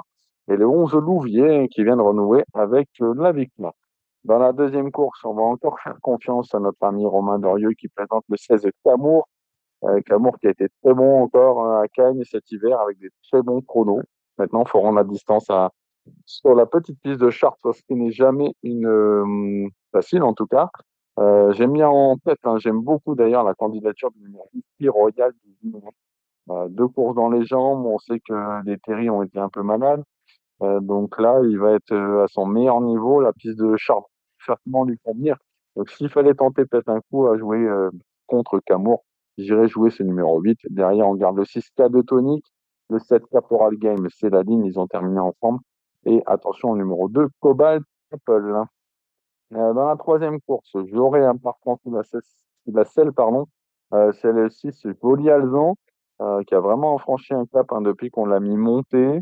Il avait très bien gagné avec Jean Ferron sur les programmes de Mokanchi. On lui a de nouveau associé Jean Ferron, donc on y compte. Maintenant, je pense qu'il faudra battre le 4 Jabiol Belmar, hein, qui a été longtemps écarté des pistes et qui a fait un retour gagnant sous la selle sur les programmes de Grain. Et je citerai en troisième le 5 Jenny Joe. Il va y avoir du rythme dans cette course-là. Et je pense que les 25 mètres ne seront pas faciles à rendre. Dans la quatrième course, le 7 Man of Wood, qui vient de s'imposer, hein, sur cette piste de Chartres. Il aura Alex Abrévard cette fois. Il peut de nouveau devancer le 6 Marquis de Malac. Quand même, attention, qu'il sera totalement déféré pour la première fois ici. Et l'arbitre pourrait être le 4 Mario du Vieux-Court, qui vient de jouer de malchance pour sa rentrée à Mort de Bretagne. Dans la cinquième course, course à regarder, en tout cas très intéressante avec des invaincus. 2, le 4 Miss France Pilla et le 5 Muse de Lab, qui a fait grosse impression l'année dernière, hein, sur les programmes de la Capelle. Donc on attend un match, hein, pourquoi pas, entre ces deux-là. En troisième, larron, attention au 7 Ma Pièce d'Or, qui vient de faire son palmarès trop monté et qui avait montré un brin de qualité également au trot attelé. Dans la sixième course, j'aime bien une inédite, hein, là c'est Maya Rena. J'ai revu sa batterie, un qualificatif chez les programmes de Caen. C'est vrai, elle fait la faute dans le premier virage, elle revient prendre une cinquième place. C'était une certaine Normandine Emen, hein, qui remportait cette batterie, donc qui a fait pas mal de chemin depuis. Donc j'ai hâte et je lui oppose le 11 Nissa Labella, hein, qui fait des très bons débuts sur les programmes de la Capelle, avec un bon chrono à la clé. Et la septième course, c'est la course pour amateurs. Je vais vous donner une bonne base de jeu avec le 2 Justine Duménil, qui truste, hein, les bons résultats dans cette catégorie. Et je vous conseille de racheter ensuite le 4, le Katniss Mormoulin, qui redescend de catégorie. Je vais essayer de vous donner ce que j'ai vu sur l'hippodrome de Cherbourg lundi. J'ai regardé quelques courses. La première m'intéresse pas sous la selle. La deuxième non plus. J'ai vu quelques courses intéressantes ensuite. Avec, oui, dans la troisième, le 10, Muto Bello, qui sera déféré des 4 pieds. C'est une première. Il a fait une bonne rentrée sur la piste d'Amiens. Il découvre un très bel engagement. Donc, il va falloir compter avec lui pour les premières places. J'en ai vu un autre, dont je suis fan, c'est le 408 Metaversera, qui avait très bien gagné dans les programmes de Graigne en fin d'année. Il fait une rentrée, maintenant Anthony Leclerc, hein, il enlève également les chaussures cette fois, donc il va falloir compter avec lui d'entrée de jeu. Ensuite, dans la cinquième course, eh ben, je surveillerai prend le 2 Tony Vivier, qui est entraîné par un des maîtres des lieux, hein, là-bas sur les programmes de Chiron, c'est Sébastien Arnaud. Il est plaqué, il a montré de sérieuses capacités. En début de carrière, je lui oppose le 15 Loustic de Flamme, l'entraînement de Pierre-Louis Deshonnette, un cheval qui est bien engagé au plafond des gammes dans cette épreuve, et on aura Franck Nivard en plus avec lui. Dans la sixième, le numéro 10, c'est Knoever, hein. C'est un cheval très estimé par Sébastien Garato, qui a beaucoup de coffres, hein, beaucoup de tenues. Maintenant, avec lui, c'est un peu tout ou rien. Donc, il va falloir surtout le garder au trot. Voilà, Dominique, en tout cas, pour l'Arion. Ouais, voilà, super. Merci Alexandre. L'actualité de votre écurie, on ne vous le demande pas systématiquement, mais là, qu'en est-il? Eh ben, qu'en est-il? Samedi à Royan, j'aurai une chance pas mal avec un trotteur qui s'appelle Indy Demey, qui vient de faire une rentrée intéressante sur les bandes de Grain. Donc, j'avoue que j'y compte un peu. Dimanche, donc j'ai parlé de Joli Alzan sur l'hippodrome de Chartres. Je pense que ça va être une piste faite pour lui. Ensuite, la semaine prochaine, à Cavaillon, j'aurai un cheval qui fait une rentrée Gavroche de Liton dans une course de vieux. Voilà, faut pas le négliger pour cette remise en route. Après, il aura quelques courses intéressantes, notamment sur l'hippodrome de Hyères.